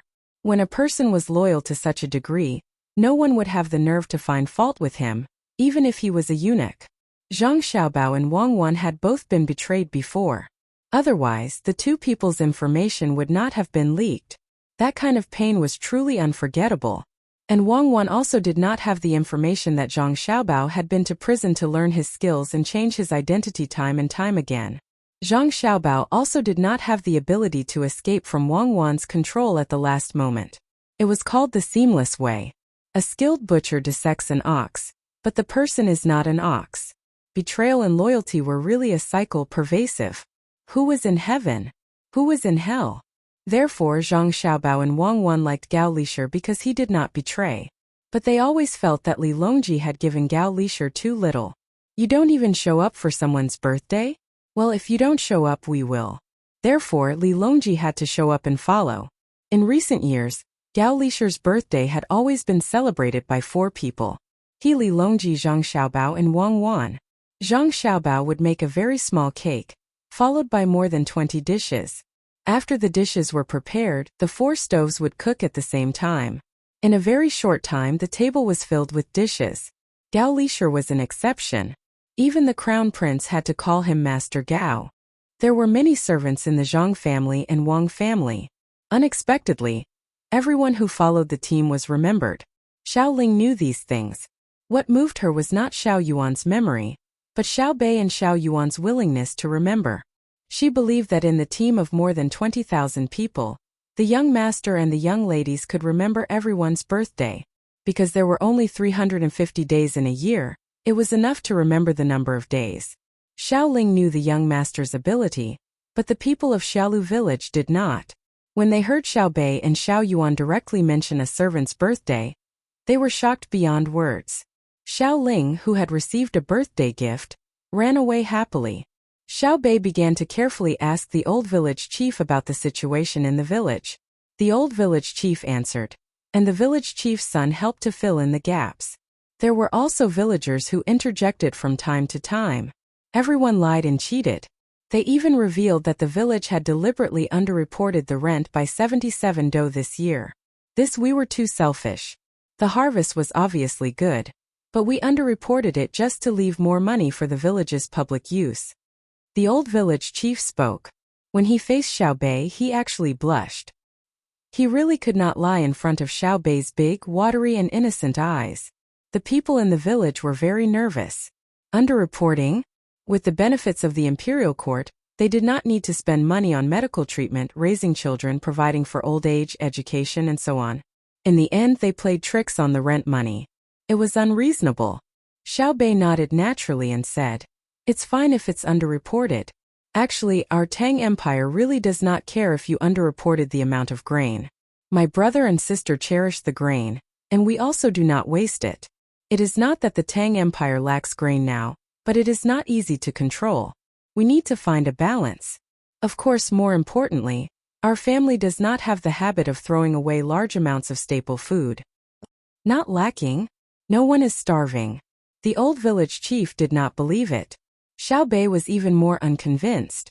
He said, "Some people do not have enough to eat, but it is not a problem of grain. It is that they live in a remote area. The normal official road does not pass through. They do not pay rent, not to mention silken taxes. They open up the mountain to plant some grain. If the year is not good, a flood or a drought will finish them. Usually they have to wear clothes, eat salt, buy vegetable oil, and plant a few mu of grain. It is not enough for their daily needs. It is even more difficult for children to go to school. They can only see them once a month because they live in school. If not, they will walk for 2 days and come back after 2 days." The villagers deeply agreed. It was indeed as Xiao Bei said. Remote areas, especially the mountains, were really poor. They were so poor that people could not bear to look at them. "Xiao Bei, can't we just build the official road there?" a villager suggested. "No, definitely not. It is not worth it. There are more than 30 miles of mountain road, and there are a total of 6 families. How can I build the road there? If the money used to build the road was stored in the bank, just a year's interest would be enough for them to live for the rest of their lives. How stupid would the imperial court be to let them build the road? When Xiao Bei thought of the 30 miles of mountain road that would be wasted money, he suddenly felt a chill run down his spine. When the villagers heard this, they all felt that it was really impossible to build the road. It was meaningless. It was better to let the people in the mountains move down. In the past, there were various reasons to avoid the world. War was chaotic, taxes were high, and so on. Now, if they still used this as a reason, it would not be a reason. Because the imperial court would not watch you starve to death after you moved down. For the time being, they would provide you with some money and a place to live. They would help you find work. If you did not know anything, they could even teach you for a few months. If you could still starve to death like this, how lazy would you be? You would even find it tiring to go to the yamen to receive the people? As long as you went, there would be no problem. If you were old and could not work, there would be the pension department to take care of you. If you were disabled, there would be the disability department to take care of you. If you were young, you would quickly go to school. There would be no need to worry about food or clothes. Under such conditions, you deserved to starve to death. It was not that they did not sympathize with you, but they really could not find a reason to sympathize with you. Xiao Bei, tell me, how much food does our Tang Empire have in reserve? The old villager was concerned about national affairs. Xiao Bei shook his head. I really don't know. They never gave us this number. You don't want me to send a telegram to ask my brother and sister, do you? No, the old villager quickly said. Xiao Bei thought for a while and added, anyway, our Tang Empire has a lot of food. In the past, the place in the north, my brother and sister called it the former Turkic Jew, the latter Turkic Jew, etc. Now it belongs to the Tang Empire. There are many cattle, sheep and horses on the grassland. We can also grow corn and potatoes. In the past, the northern part of Hebei province was directly under the jurisdiction of the Tang Empire. It was not like the first few years. Nominally, it belonged to the Tang Empire, but it never paid rent. Now my brother and sister are in charge of it. There are many advanced farming equipment in use. For fear of affecting the grain market in other places, they do not dare to sell it. As long as the logistics are normal, no one will starve to death. Even if you don't starve to death, don't waste food. Everyone can save the food, and let the merchants bring it overseas to exchange for things. We can't always use force to rob, right? What did they exchange for? Zhao Wuning asked Xiao Bei, who was more than 2 rounds younger than him, with a modest and studious look. Looking at Xiao Bei, he was actually very conflicted. She was obviously a child, but he had to show respect. She was obviously a child, but she knew more things than he did. He had been fighting in his heart. The contempt for Xiao Bei's age and the importance of her position were really torturous. Xiao Bei could feel that many people looked down on her age, but she didn't care. It was just like others saying that she relied on the power of her family. She admitted that she did rely on the power of her family. Otherwise, who would care about her? Admitting it was one thing, but she would not give up using the power of her family. According to her thoughts, if she used it, then so be it. She did not rely on the power of her family to rob other children of their candies, nor did she force them to buy or sell. Instead, she helped many people. Therefore, Xiao Bei could understand Zhao Wuning's thoughts and answered, if it were different kinds of ores, my brother and sister would generally draw the approximate range. Especially my brother, he seems to know the distribution of all kinds of resources overseas. Sister once said that the reason why my brother remembered a lot of resources was because his original purpose was not pure. He could use the excuse of the second or third development of resources to deceive people. But I don't think there's anything wrong with deceiving people overseas, right? Zhao Wuning deeply agreed with Xiao Bei's words. At this time, he no longer looked down on people younger than him, even if he clearly knew that Xiao Bao and Cuckoo were younger than him by more than 20 years. It's good to deceive people, and we should deceive them. It's better than directly attacking them. The people who were deceived should thank our family Xiao Bao, and we should thank Xiao Bao even more. Xiao Bao didn't use his tricks on us. The price of salt and vegetable oil has always been low. It's all thanks to Xiao Bao. The old village held a supportive attitude, and the people in the surrounding villages showed sympathetic expressions. They knew how black-hearted and daring merchants could be, but no matter what the merchants thought, the prices of salt, vegetable oil, rice, wheat, and millet had always been maintained at a very stable level. There was also coarse hemp and fine hemp. Other than salt, the price of other things always increased at twice the rate of income. As for salt, the price of salt had been fixed for 3 years. It didn't decrease or increase. It was 3 copper coins for 2 caddies. It was much cheaper than the salt bought over 10 years ago. No merchant dared to touch the price. Whoever touched it would die beyond redemption. This was definitely thanks to Xiao Bao. When the caravans came over, they said that they weren't afraid of the imperial court's policies. If there were policies, there would be loopholes. They were afraid of touching Xiao Bao's bottom line because Xiao Bao and they followed the same rules of the game. Jianghu matters were settled in Jianghu. Once Jianghu means were involved, it was bound to be bloody. The merchants didn't dare to fight Xiao Bao like this. Therefore, the price of salt had never changed despite the imperial court's decree. This was because Xiao Bao had said that the necessities of survival were not allowed to fluctuate. As a result, the price of these things was very stable. The merchants would still ship them over to sell and still make a profit. It could be seen how bad the merchants were in the past. They clearly had profits, but they still wanted to raise the price. Thinking about Xiao Bao's matter, a villager asked, "Xiao Bei, does Xiao Bao and Cuckoo's child have a name? He has a nickname, Ming Ming. He hasn't had a real name yet. It will be a cruel battle." When we came out, Ming Ming was a little bigger. He was chubby and fun to play with. Oh, I remember something. When you secretly dig for coal, you have to be careful. Also, you can use it for yourself, but you can't sell it. When Xiao Bei talked about his nephew, his face was full of happiness. Then he changed the topic and talked about stealing coal. The villagers were shocked. Zhao Wuning stuttered and asked, You know? We know. Brother and sister said that no matter how much coal is shipped back from the outside, where there is coal in the Tang Empire, people will still dig for it themselves. This is because the labor cost of digging a basket of coal is very low, and coal is zero cost. How can they not dig it out and use it for themselves? Brother and sister also said that places with coal in the open are like their own children. When they are hungry, they can go to the kitchen and secretly get a steamed bun to eat. Don't tell me the adults won't let them? As long as the children don't throw the steamed bun away or sell it, it's fine. If they secretly dig for coal for themselves, they won't be able to finish it even after 1,000 years. Let me tell you, if you have coal in the local area, you can use it for yourself. You are not allowed to open a factory to use it, and you can't sell it for money. Once you do that, your main income will be mining coal. If all the coal in front of your house is dug out, what will your children and grandchildren do? When he said this, Xiao Bei's expression became serious. Obviously, he wasn't representing himself. Xiao Bao and Cuckoo are so benevolent. The old villager was touched. He swore to the heavens that he would only dig for his own use. He wouldn't give it away or sell it. Xiao Bei waved his hand. Let's not talk about this vexing matter. We brought gifts for you when we came to the village to eat fish. They are books. Books on fish farming and net cages. No matter how many fish there are in the Yellow River, it can't compare to the harvest when you raise them yourself. Before we came, we checked the information.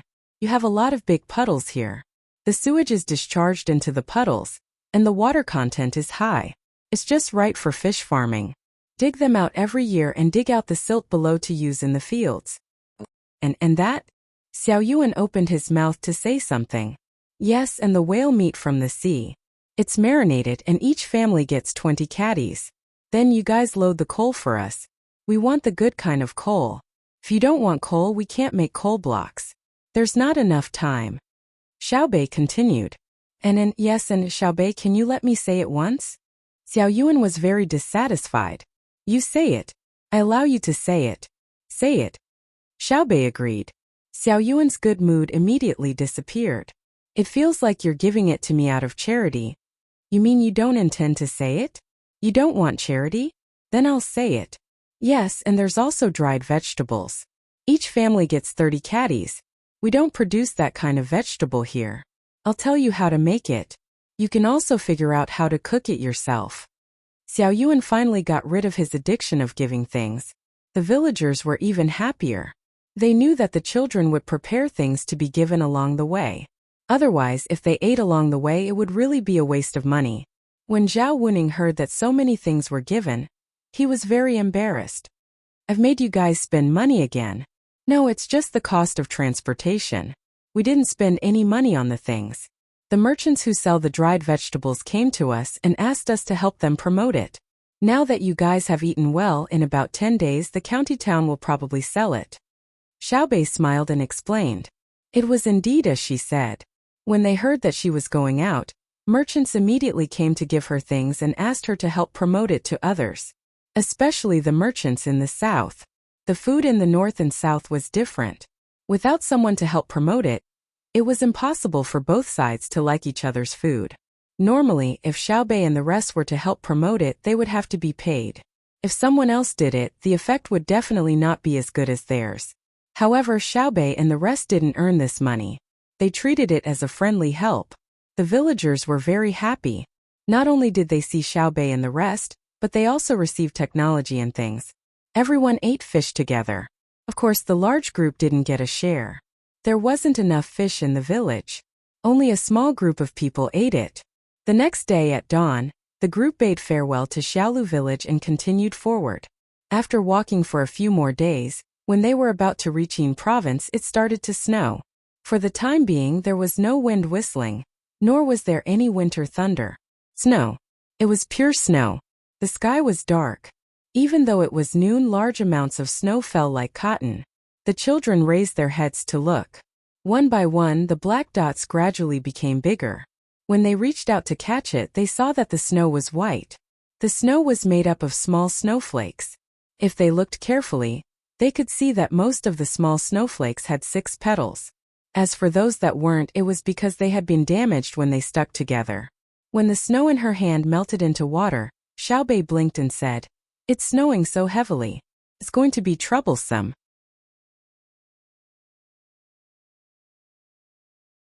Chapter 4. It was not that the little fellows had never seen snow before. The snow they encountered in Jili province was not small. But compared to the snow they saw now, the snow at that time was really nothing. What white snowflakes were floating, what 6-petal flowers were dancing in the air. Nonsense, it was all nonsense. The current temperature was the warmest in the past half a month. It gave people a very comfortable feeling, the kind that made them want to sleep. The sky was dark, but it was different from the darkness when there was heavy rain. The darkness during heavy rain was darkness just like the dark sky. But now it was not. They could still feel some gray, and the blacker color was the snow. It was like a piece of white paper. First, a layer of ink was brushed, then a brush was dipped in water and lightly painted again. The snow that had formed into a ball was dipped in thick ink again and dotted on the paper. Affected by the air pressure and vision, the little fellows panted a few times and looked at each other. They all knew that there was going to be trouble. Ha, everyone can make a snowman. Look, it's so sticky. If you have a snowball fight, you don't need to hold it hard. Just gently gather the snow and it will become a snowball. This is a day full of joy and liveliness, Xiaobei said to the other 8 partners. Little Yuan hurriedly chimed in. Yes, that's great. When the temperature drops a little and it really starts to get cold, the snow will stick to the vertical wall. Then with a little wind, the legendary snow wall will appear. What's missing? Missing a slope, it will become a snowslide, Xiaonan added. It will also stick to the roof. When the 4 sides of the house are piled up, we can play slide after slide. It's best if it's at a 45-degree angle. Yes, 45 degrees. If the angle is too big, it will scare people. Xiao Hai did not fall behind. I say, Su Yilong was frightened by the snow in front of her. When she heard Xiaobei and the others' words, she frowned and asked, "Don't you know what will happen if it snows for 4 hours? Only you know?" The 9 little fellows asked in unison. Su Yilong choked. Xiaobei rolled his eyes at Su Yilong and said, "Just now we were talking about a possible problem. The viscosity of snow is high. In the early stage, the ground temperature is high and the degree of crystallization of snow is low. In the middle stage, the falling snowflakes and the snowflakes in the air will continue to absorb heat. If this continues, it will get colder and colder, and the wind will blow. Then the snow on the roof became harder to slide down. When the snow in other places piled up, the force of the wind and the weight of the snow piled up increased. Once the angle between the snow and the ground reached 45 degrees, the snow on the roof would gradually increase in thickness. Therefore, there are 2 outcomes. One is that the house collapses, and the other is that the people are stuck in the house and can't get out. The latter is suffocated to death. and the former is to see if they can be crushed to death, and then hope that they won't suffocate to death. Then what's that? Temporary tent.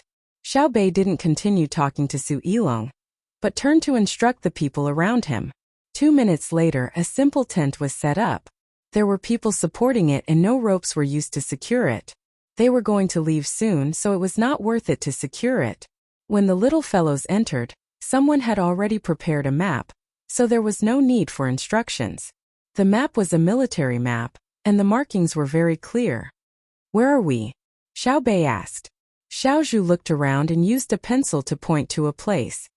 "Here. The place closest to us and most likely to be dangerous is here, Kaiguang County, Xiao Yuan." Xiao Yuan rolled his eyes and said as if he was recalling, last year, Kaiguang County sent a statistical report.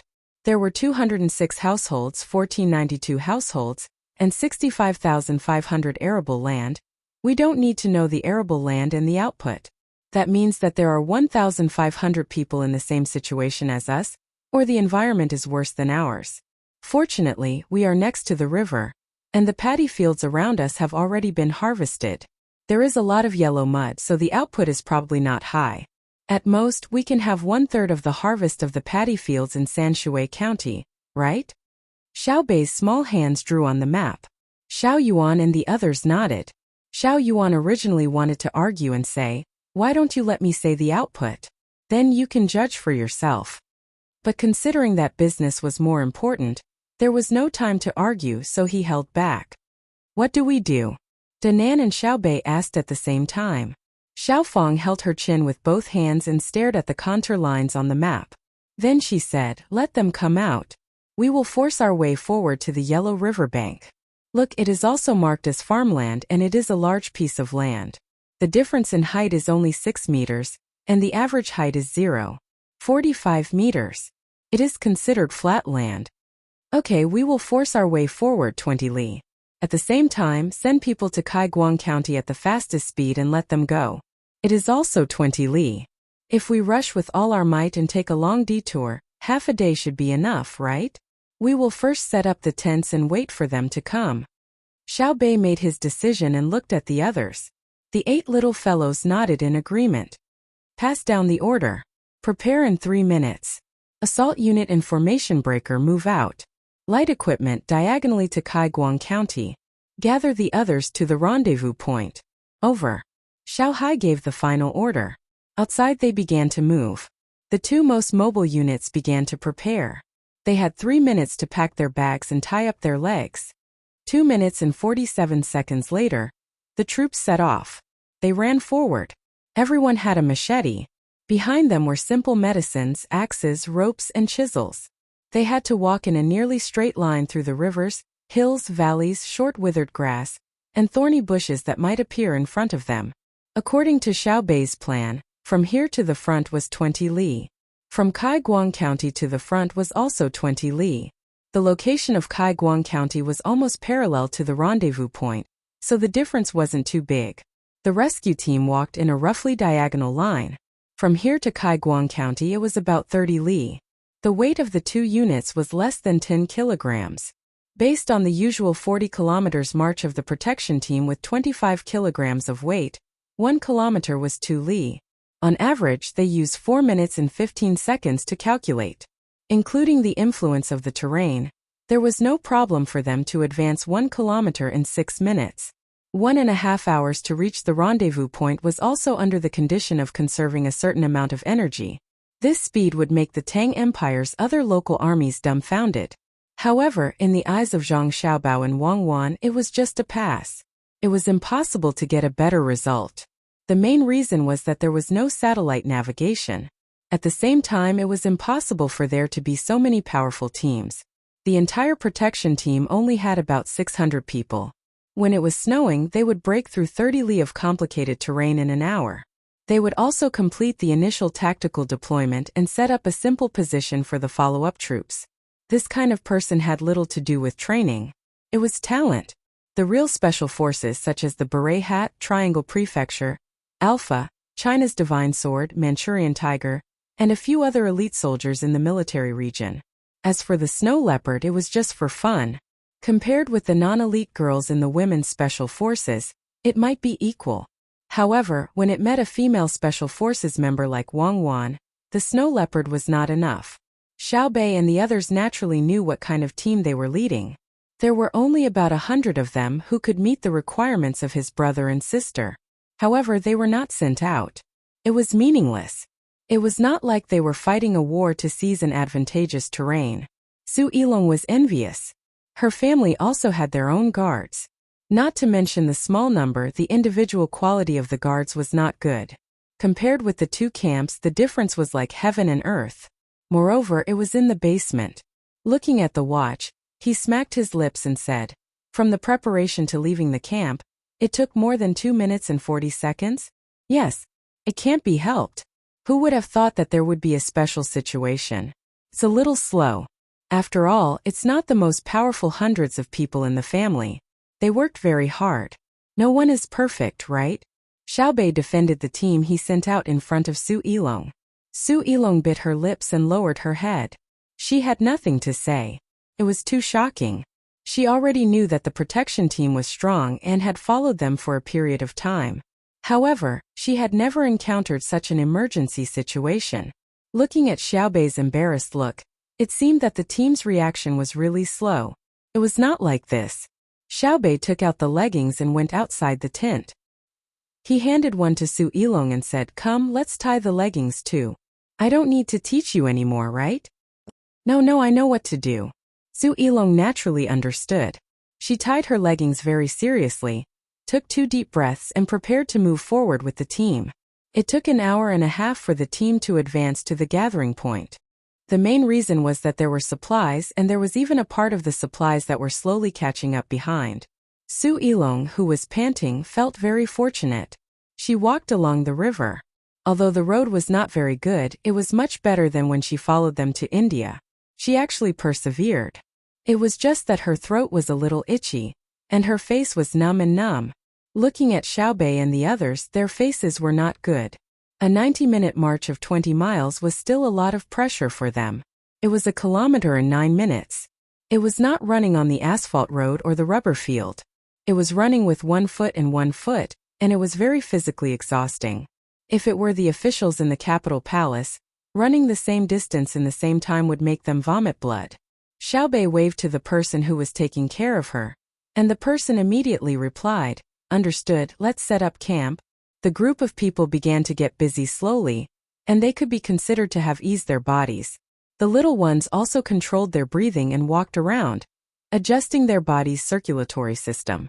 No one spoke. After 5 minutes, Xiao Bei rubbed her face and said, "I feel like I'm going to explode from panting just now. So uncomfortable. My throat is about to lose feeling. It's still numb and cold. Let's use steam to smoke it later." "Me too. I almost couldn't help but breathe in oxygen earlier. But I managed to pull through. If I can avoid breathing in oxygen, I won't. Otherwise, my body will become dependent on it," Xiao Yuan said as she gently rubbed her throat. The other 7 little ones were also uncomfortable, especially the feeling of the snow melting on their faces. It was really unforgettable. However, they did not complain, nor did they cry and shout that they did not want to leave. After all, they were the ones who gave the order.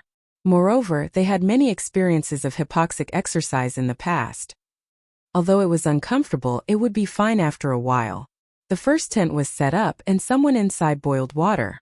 Xiao Bei and the others went in, rubbed their ears and faces, and waited for the water to boil to moisten their throats. The tents were the same. They were round and had a pointed top, similar to the Turkic tents.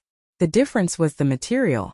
The Turkic tents were made of leather, and then felt. Part of Xiao Bei's tent was made of chemical materials, part of it was canvas, and part of it was thin and soft leather.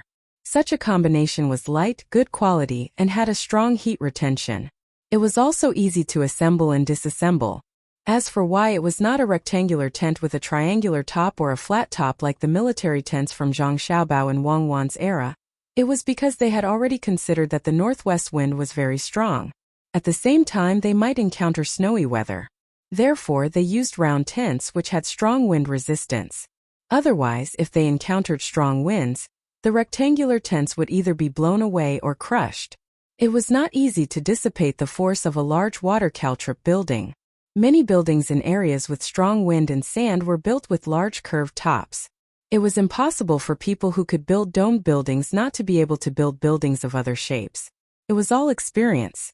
Otherwise, unless you lived in a pyramid such as in Egypt, the reason was because the wind was strong and there was a lot of sand. It was like wrapping one's entire body when wearing clothes. In order to live better, just like how Northerners knew how to make Kong beds, Southerners knew how to use hammocks. Before Xiaobei and the others set out, they had already considered everything. The economic development of the various places along the way, what to plant and breed in the latitude, how to deal with unexpected situations, what to exchange for the things they ate from other people's villages. They had considered all the details, including things that were not planned. For example, Xiaobei had given them 2 sets of hand-cranked heaters to generate electricity. While the little guy was doing the construction work, the assault battalion and the formation breaker had also arrived at Kagwang County. Kagwang County did not have tall city walls. There was only a circle of outer city walls, made of yellow mud. It was probably built before and had not been maintained. The snow had not been falling for long. The short city walls were not completely covered. Withered yellow weeds could be seen on the walls, bent to the side by the wind. Most of the buildings in the county were made of the same materials as the city walls. Yellow mud mixed with hemp and grass piled up. When it reached the roof, it would become beams. There were not many buildings with tiles.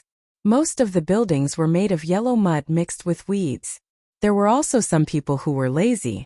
They directly dug out a hole under a small mound. Inside, they built into a cave-like house. Outside, they used a fence to enclose an area, which was considered a courtyard. Every house and every household was separated by a certain distance. There was a path between the courtyards. Those who raised pigs and sheep had pens, those who raised chickens had cages, those who raised cows had cages, those who raised horses had stables, those who raised horses had stables, those who raised horses had stables, and those who raised donkeys randomly found a barn. Accompanied by the sound of dogs barking one after another, the people in the county immediately understood that outsiders had come. If it was the people of the county, the dogs would not bark in groups during the day. The county magistrate of Kagwang County was a local. Normally, the court did not allow local people to govern the county. However, Kagwang County was an exception. The population was really too small. If it was in the past, it was still okay.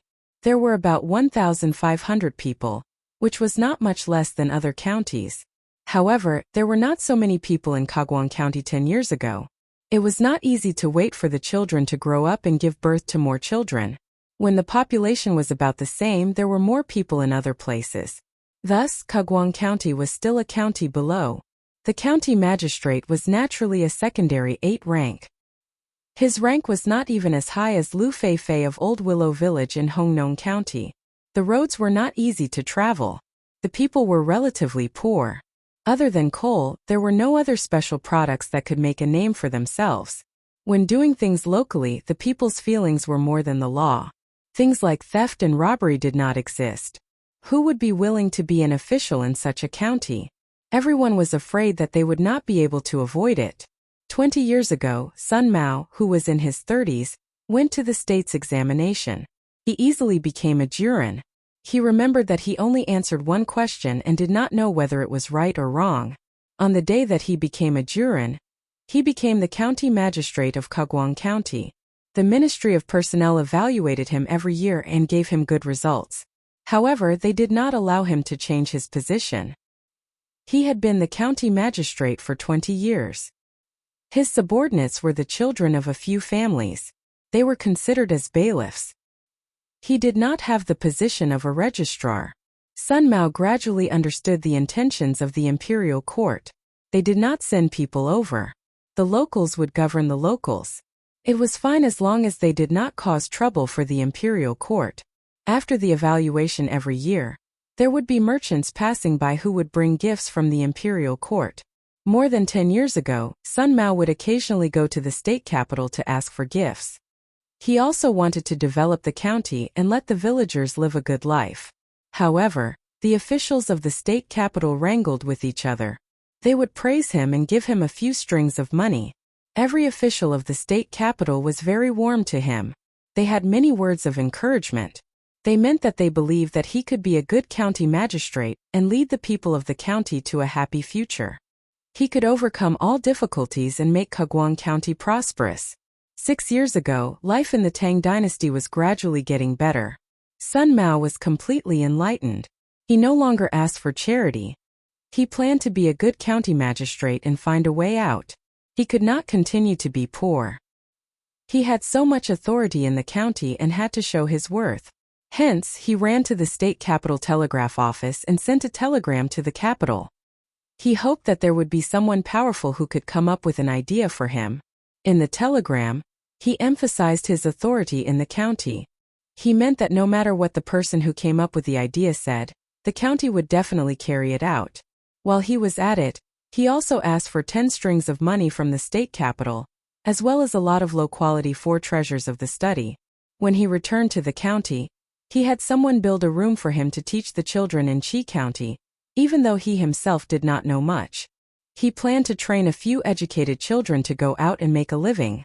When they had the ability, they would come back to help the county. He wanted to let the officials who knew that he sent a telegram to the capital to ask for help know that the people of Kagwang County did not lack integrity. However, just as he planned to train a few children, in the spring of the second year, a 2-story restaurant opened in the county. It was called Between the Clouds and the Water. When the restaurant opened, 6 waiters and 2 chefs lined up neatly in front of the restaurant. At that moment, Sun Mao and the people of the county felt that the dark clouds in the sky had dispersed. Since the day the restaurant opened, it hadn't sold a single dish or a single bowl of wine. The waiters took turns to teach the children in the county. The chefs ran around the county, bringing in seeds from the outside. They bought lambs, piglets, chickens, ducks and geese seedlings and cattle. They began to teach the locals how to raise livestock and how to increase the yield of the land. Kagwang County still gave the outsiders the impression that it was poor. It was still an inferior county. Only the people of the county knew that when spring came next year, the county would start to send large amounts of meat to the outside world. The 50-year-old Sun Mao felt like he was 30 years old. His whole body was full of energy. Once he sold the livestock and poultry that he had raised for 5 years, the county would have money. Then he would help Between the Clouds and the Water create an ethereal design for the people outside to spend money in the county. The idea was good, but when it started to snow today, Sun Mao looked at the sky and was dumbfounded. He thought back to a snowstorm in his childhood. At that time it was similar to the one in front of him. It snowed for a day and a night. The houses collapsed, and there were endless cries. All the animals that he raised froze to death. His grandfather and uncle had died in that snowstorm. The survivors dug up corpses and things in the snow, starving and freezing for an entire winter. Mao, hurry up and think of a solution. These old bastards have finally realized that this snow won't stop for at least 2 or 3 days. A few of the county's elders came over and said to Sun Mao, who was standing in the snow in a daze. Sun Mao's face was blank. His mouth was wide open, but he couldn't make a sound. His withered hands were covered in blue veins and trembling. The wind was blowing. His ears were filled with the howling of the wind and the laughter of children who didn't know what disaster was. After half a minute, Sun Mao shouted hoarsely, "God, you can't bear to see us do well. We just had a little bit of hope, and now you're pushing us to our deaths. Who will help us? Who will help us? Mao, don't panic. Let's talk to the people between the clouds and the water. God won't be happy if we talk to them. Don't be afraid, we're not afraid. Let's talk to the people between the clouds and the water. Find Xiao Bao and Cuckoo." The old man's voice trembled as he tried to persuade Sun Mao. His eyes were filled with sadness and a glimmer of hope. The other old men nodded in agreement. Faced with such a natural disaster, they really couldn't think of any other solution. They could only pin their last hope on the 8 people between the clouds and the water, as well as Zhang Xiaobao and Wang Wan, who were far away in the capital. When Sun Mao and the old men found the workers and cooks, the 8 people were organizing the people in the county to gather supplies and livestock. They planned to gather them together so that they could be easily used when the snow was over. No one cared about the noisy children for the time being. They had to first decide whose houses were sturdy enough to stay in, while the less sturdy ones would be torn down as soon as possible, so that they could take out anything that could be used to keep them warm. When a worker saw Sun Mao, he immediately approached him and said anxiously, "County Magistrate's son, the snow is very heavy. You have to lead everyone through it. I believe that the capital will soon know of the situation here and send out a disaster relief team." How soon? When Sun Mao lacked confidence, he had no choice but to place his hopes on disaster relief. The great Tang had always been the fastest in terms of disaster relief, but there was always a time limit. If they could rush over in 3 to 5 days, it would be considered a miracle unless, the worker also understood, around 10 days? Half a month? Unless the Fengzhou eagle flock moves out, but we don't know where Shuiyun is. There are only 8 of us and we're not emergency personnel, so we can't bring radios. The worker was also very helpless. Who would have thought that they would encounter such a situation? Moreover, they couldn't go out. If they wanted to survive the disaster with the locals, it would be best if they didn't get buried in the snow. Houses were usually built at the mouth of a valley or at the foot of a flat mountain. Because of the water source, there were many mosquitoes and wild beasts on the mountain. If the snow didn't stop, the lower the terrain, the thicker the snow would be. "Can we run out?" Sun Mao asked without even thinking. After saying this, he sighed and said, "No, where can we run to? We don't even have a place to stay. Look at the sky and listen to the wind. Who can turn the tide? Xiaobao Cuckoo, where are you? I can't accept this, I can't accept this." Sun Mao shouted at the top of his lungs. The surroundings instantly quieted down. The children also realized that something was wrong. None of them dared to move, and the adults were silent. The worker pursed his lips and 2 streams of hot tears flowed down. 5 years of hard work and hope were about to be destroyed in a day. What followed was the struggle for life before rescue arrived. Boom boom boom boom. Boom boom boom boom. While the people in the county were quiet, a low sound like a drum suppressed the whistling of the wind and snow. It came from the southeast of the county, and the ground seemed to be trembling. What's that sound?" a child asked in fear. The people in the county looked over, confused and worried. The worker was stunned. He blinked and shouted, "Footsteps, it's footsteps. The sound of an army running forward. Quick, go and take a look. Where did the army come from?" After saying this, he took the lead and ran outside. A group of people followed behind him noisily. When they stood at the entrance of the outermost house, they saw a huge army appear from the southeast of the city. The army rose and fell with the changes in the terrain, but the sound of their footsteps was not chaotic at all. The people in the army wore mottled green and yellow clothes. They wore leather boots, and their arms were retracted flat.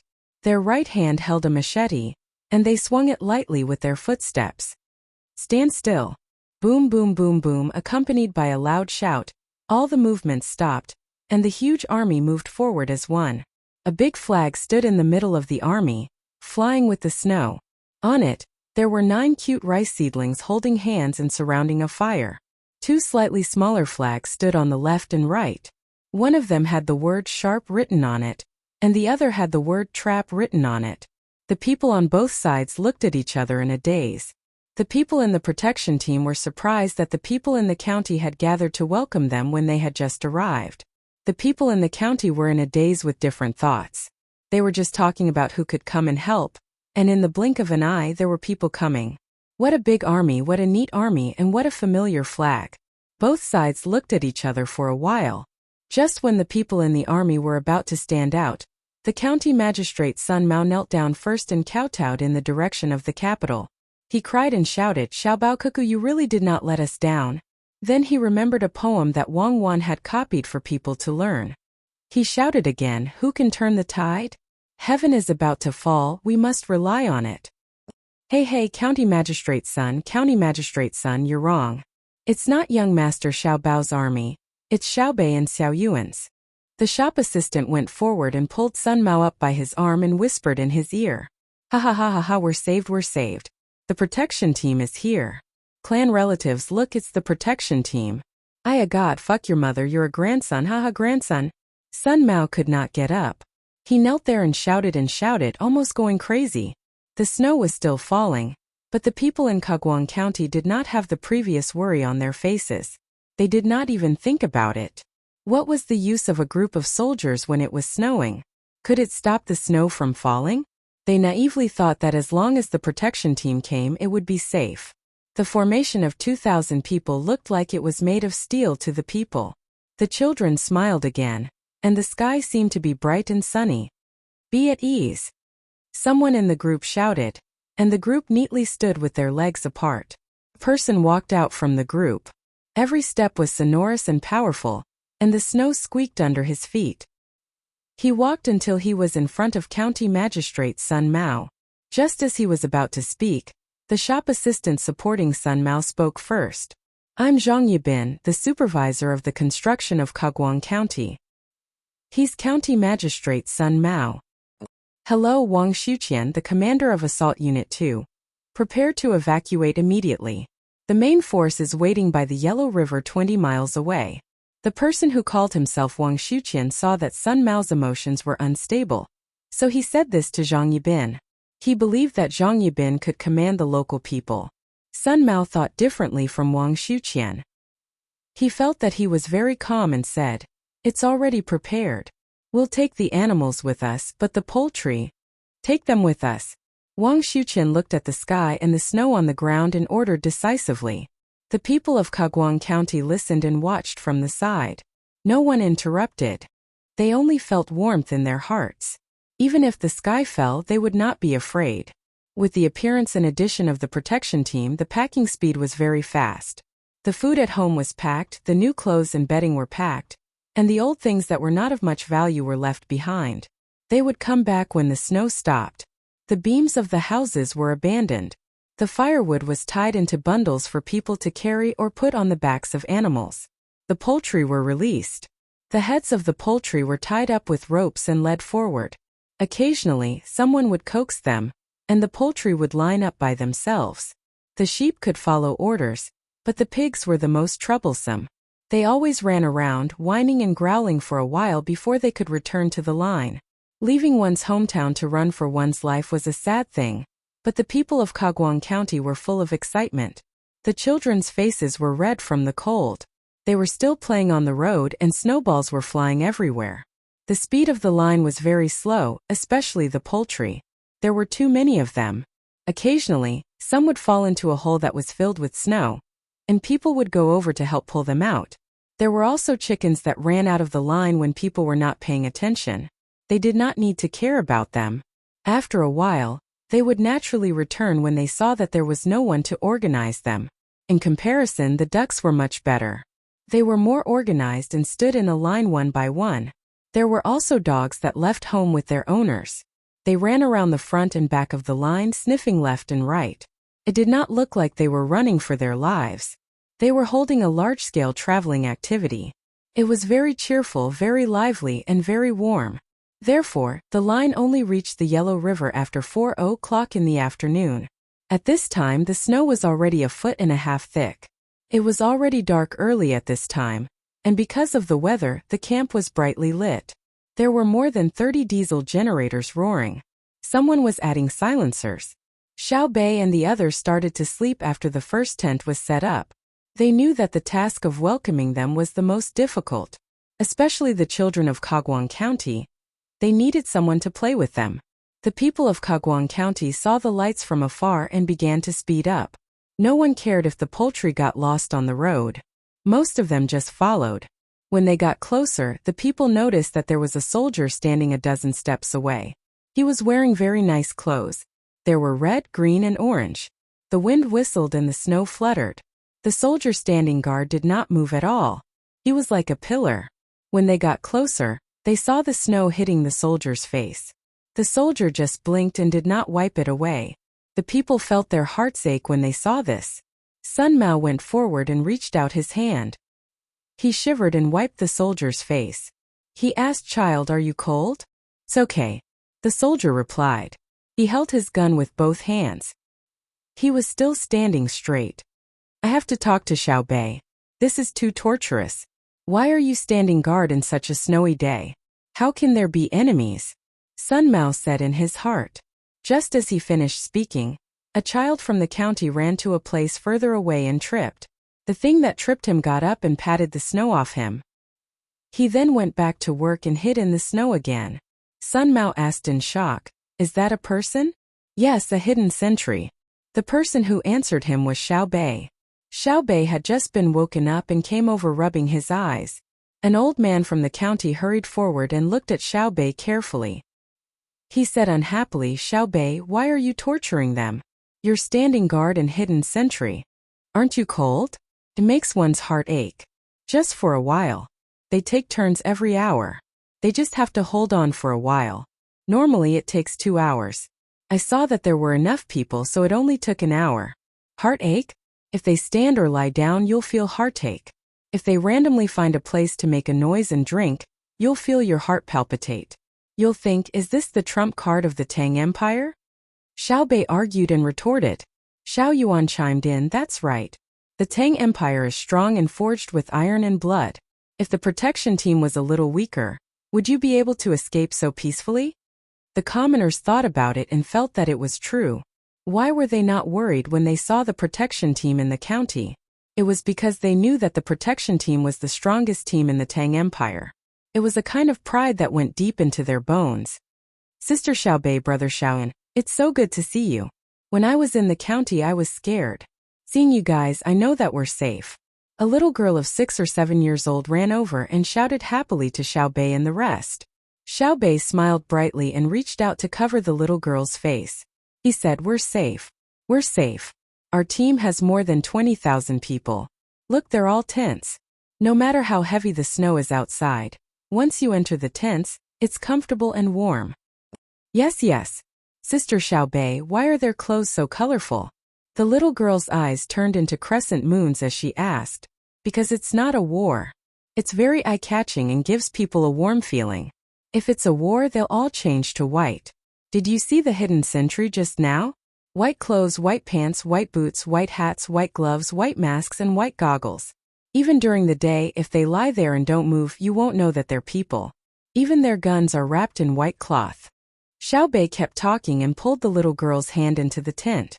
At the same time, he ordered, send a report to Yin province and ask them to transfer to the capital.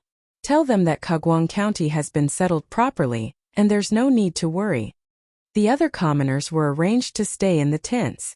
They also brought livestock and poultry. Compared to the entire team of 20,000 people, their 1,500 people were really nothing. Everything was in order, and there were no unexpected situations.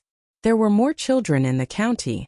There were 360 children, which was close to a quarter of the total population. They were taken care of by Xiao Bei and the rest. One tent could not fit all of them. Someone modified it under the light. The modification method was to redistribute the brackets of the 20 tents. After that, canvas was laid on top of the entire tent. The main bracket in the middle was raised, forming a large slope outside. It was still a pointed round tent. There was no problem for a few hundred children to stay inside and eat. There was still a lot of space left. Sun Mao strolled over and was surprised to see such a assembled tent. He muttered, it's amazing. There are even things that can talk to each other from far away. Of course it's amazing. Su Yilong, who was also strolling over and watching, heard Sun Mao's words and replied, the thing that can talk is the legendary telephone? Sun Mao asked as he pointed to the thing on the back of the person in the group of 100 or so people doing things in the way they talked. Su Yilong shook her head. That's called a walkie-talkie. It can be listened to from a distance. In normal weather, it can reach up to 2 kilometers. Now, it's estimated that it's only a little more than 1 kilometer. Walkie-talkie? I've never heard of it. Sun Mao was even more curious. There are many things that you haven't heard of. Back then, the former Minister of Revenue by Go once said that if you want to know the most advanced technology of the Tang Empire, don't go to the Ministry of Works. Just keep an eye on Xiao Bei and the others. The Sanshui Zhang family and Wang family put all the most advanced technology on the children. The tools used by Xiao Bei's team are basically modular. There are strong fog lamps and backpack wireless voice communication walkie-talkies. Do you see the 2 big things placed in conspicuous places? That's called a small tracked hydraulic bridge-laying vehicle. There are only 2 finished products in the entire Tang Empire. They are both here. Su Yilong introduced. Why don't you make a large one? Sun Mao was very thoughtful. Su Yilong was stunned and looked at him with admiration. she said, because the technology is not enough. Similar to building a house. It's easy to build a 3-story one, but try to build a 30-story one. The bridge-laying vehicle now can be thrown to any country to study without fear of leaking secrets. They can't figure it out at all. Oh. Sun Mao expressed his understanding and suddenly asked, what's the bridge-laying vehicle used for? It's used as a bridge. When it encounters rivers and valleys that are not very wide, it will expand into a bridge. It's 5.7 meters long. When building the bridge, it will first put down the folded bridge. When the team goes over, it will be the last to go over. Then the bridge will be put away. However, the things that go over cannot be too heavy. Xiaobei said that it's a problem with the power system and the material of the bridge deck. However, it's already very powerful now. The main purpose is to let the small bulldozer and assembled lifting equipment go over. Look at the things that are being assembled now. There are 4 steel observation towers. They are 12 meters tall. It's fast to assemble and convenient to dismantle. Su Yilong continued to explain. Sun Mao smacked his lips. All the good things are used by Xiaobei and the others? Yes. At the same time, we can check the shortcomings of the tools. There are also many small tools. The technical content is not low. How do you feel? I feel that the seedling protection team is really strong. My heart is more at ease. Sun Mao answered. No other thoughts? For example, the prosperity of the Tang Empire's technology? Su Yilong asked again. I know, but it has nothing to do with the lives of ordinary people. What hydraulic pressure? Don't we have to take it away after building the bridge? Can it be built on the Yellow River? Sun Mao was very honest. He said whatever he wanted to say. Su Yilong was defeated. She nodded, sighed, and said, I'll go somewhere else. The snow hasn't stopped yet. With that she left. Sun Mao rubbed his face and muttered, with the seedling protection team, the snow will fall as much as we want. I'm not afraid. What can we eat tonight? As the preparations for the night were rushed, there were naturally no stir-fried dishes. The team was very tired from rushing and building the camp. At night they ate the simplest hot pot. It took a little more effort than stew, but it was not much worse. The 360 children first took a hot bath and changed their clothes. After sitting down again, they felt much more refreshed. It was even more comfortable than at home. The older children took care of the younger children. Those who needed milk were sent to their mothers. There were also maids watching by the side. Don't get too hot. Including Su Yilong, Xiaobei, and the others carried dipping sauces in their hands and walked from table to table. They said a few words, ate 2 mouthfuls of food, and continued at another table. Sister Xiaobei, I find that the food you make is really delicious. A 5 or 6-year-old boy stuffed something in his mouth and said to Xiaobei in a muffled voice. Xiaobei put something on the plate and replied, I also found out that you eat more when it's delicious. Don't eat too much.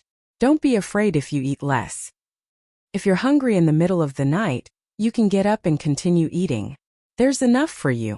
Sister Xiaobei, I know it's not good to eat too much, but I just want to eat. The little boy was very honest. Xiaobei frowned at Weiwei.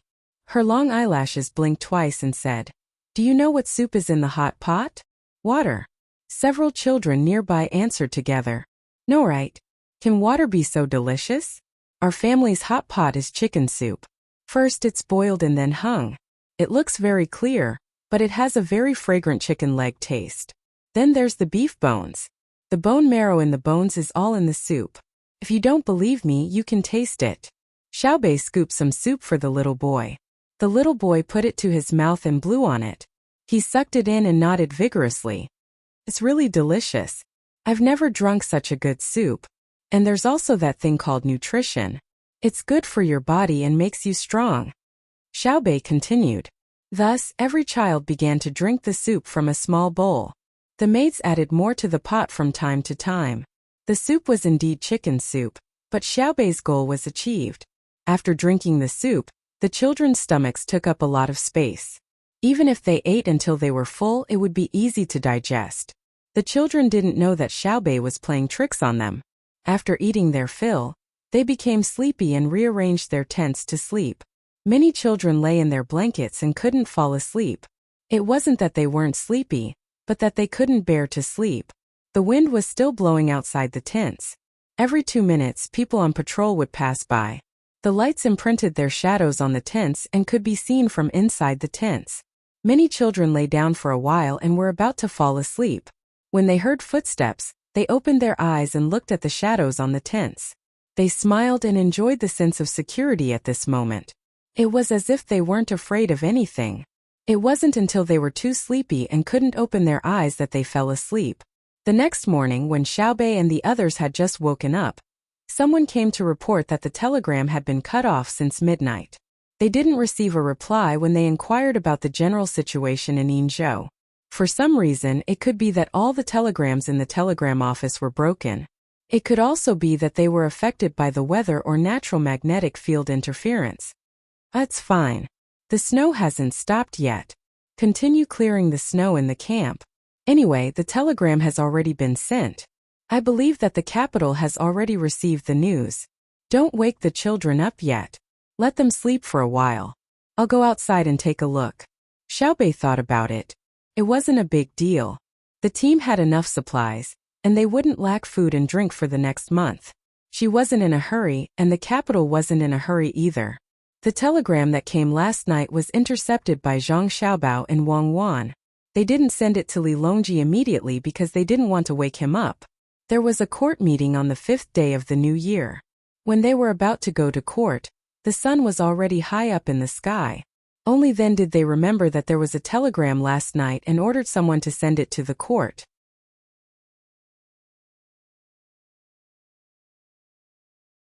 Chapter 5. Compared to the situation that Xiaobei and the others encountered, the weather in the capital was much better. Only yesterday afternoon there had been 3 hours of light snow, the kind that melted as soon as it landed on the ground. Today's court meeting was originally planned to be held in the political announcement hall. The Hanyuan Hall was too big, and there was no shelter when the wind blew. However, the political announcement hall was building a geothermal system. Yes, geothermal. To be precise, it was building pipes and adding a layer of floor tiles on top. The cost was huge, and Li Longji paid for it himself. The construction progress was estimated to take at least a month. Building pipes, laying floor tiles, and waterproofing. If the results were good, the next step would be to dig trenches in the capital in the spring, lay gas pipes, electric cables, heating pipes, and expand the water distribution system. As for the optical cable, well, that was a beautiful dream. Li Longji didn't want to be extravagant again. Ever since he renovated the palace, he had become more simple. In the past, when he had no money, he always wanted to make his life more comfortable. He fought with the other officials for the surplus revenue, including how to use the internal funds. When he found that he had endless money, Li Longji didn't want to tear down and rebuild a palace, and then tear it down again. His meals were simple, and there were only 3 or 4 dishes. Occasionally, he would make vegan dumplings. The sudden spending of money was because the recent domestic economy made him worried. He had to prepare in advance. As for the specific solution, it was better to discuss it in the court. Thus, today's meeting was still held in the Hanyuan Hall. There was heating here, a heater installed a few years ago. When the time came, the officials lined up with empty stomachs. No one secretly brought food, and they waited for the court to end to eat the food provided by the palace. Everyone found their own place and stood. Li Longji looked at the morning scenery as he strolled over. The carriage swayed a lot. According to him, it was dizziness. The officials were surprised at first, but then they expressed that regardless of whether others believed it or not, they believed it. They came in the first batch of gasoline-powered carriages in the Great Tang. The shock absorption was much better than palanquins and carriages. It was also faster, and the vibration of the diesel engine was not light. Li Longji sat down first. Gao Lisher placed the microphone and tested it. Hey. The quality of the sound was good, so he retreated to the side. Everyone, please sit. Li Longji raised his hand. Thank you, Your Majesty. Everyone turned around and sat down behind the table. They took out their notebooks and pens and prepared to record the contents of the meeting. Li Longji also took out a book and flipped it open. His gaze landed on Minister of Revenue Wang Bei's face and said, "Today, we'll talk about the domestic economy first, Minister Wang."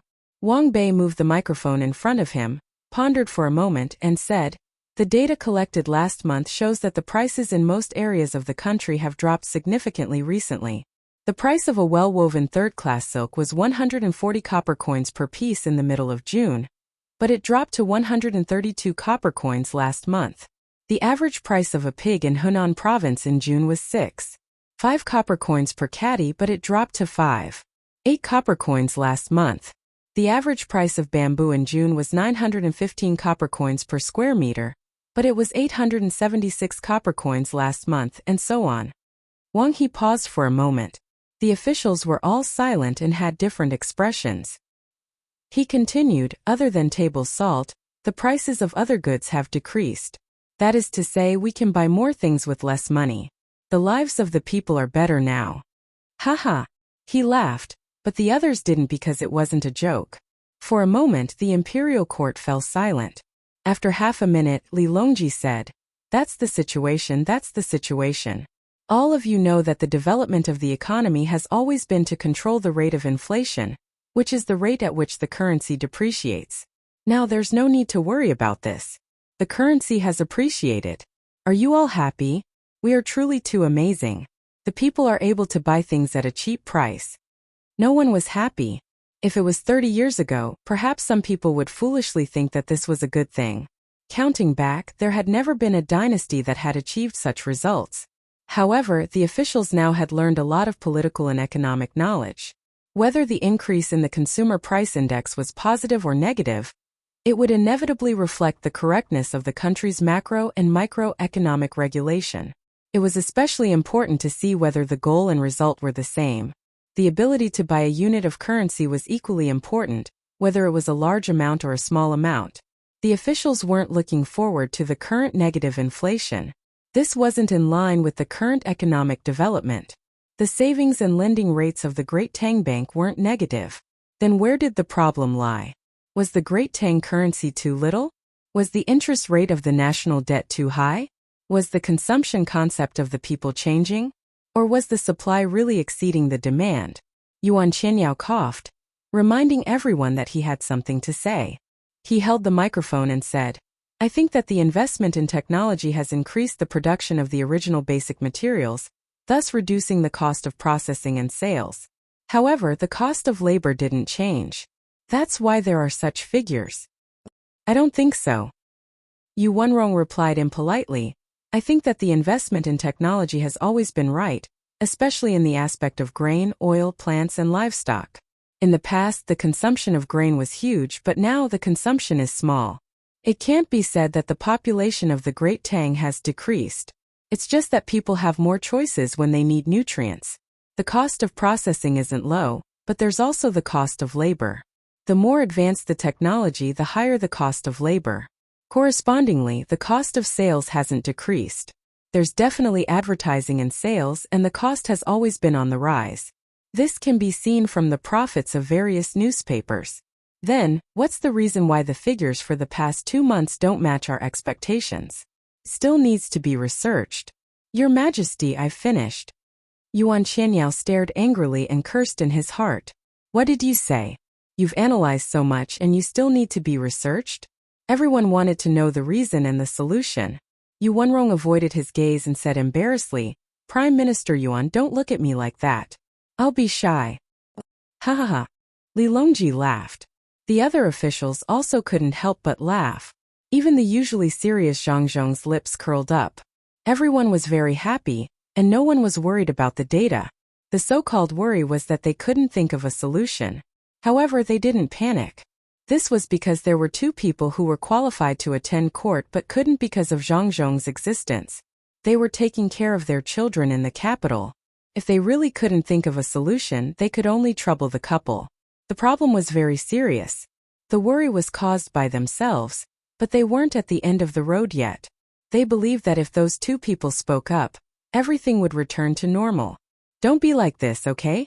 She's clearly still young and is probably sleeping. Do I have to call her parents over? Be careful that she doesn't run to your house to cry." Li Longji held back his laughter. The people below laughed again. Morning court was a very happy thing. As long as it wasn't a disaster that killed people, everyone came to court with a happy mood. In any case, if the problem could be solved, they would solve it directly. If they couldn't, they would push it to Xiaobao and Cuckoo. Then they would learn from them. Who asked the two of them to always be so calm no matter what situation they faced? It was as if any problem wasn't a problem to them. Yongcheng, you say something. Don't tell me that you don't visit your grandson on a daily basis. Don't tell me that you only visit your grandson and don't ask any questions. Li Longji looked at Zhang Zhong and said. Zhang Zhong had always abided by the etiquette between a ruler and a subject. When he heard the voice, he immediately stood up and replied respectfully, "Yes, I'll say it. Regarding the domestic economy, let's talk about Ming Ming first." Li Longji interrupted Zhang Zhong. Zhang Zhong's serious expression immediately turned into one of happiness. He changed from the cold and strict face of the Minister of Works to the face of a kind grandfather. He looked at Li Longji gratefully and replied, "The little guy can already sit up. Occasionally he can even crawl a few steps. He rarely cries. Even if he cries, it's for a short period of time. Usually it's because he pees or is hungry. Every day he cries for less than a quarter of an hour. He likes to laugh and laughs at everyone he sees. When he catches a toy, he can play with it for a long time." Xiaobao and Cuckoo have also turned into children. A small ball can actually play with Ming Ming for an hour and even crawl everywhere with him. There's no bed in the house anymore. The floor and the carpet are all crawling. Last night I also crawled over to talk to Ming Ming. My legs hurt. Huh? Li Longji laughed again. He was very happy.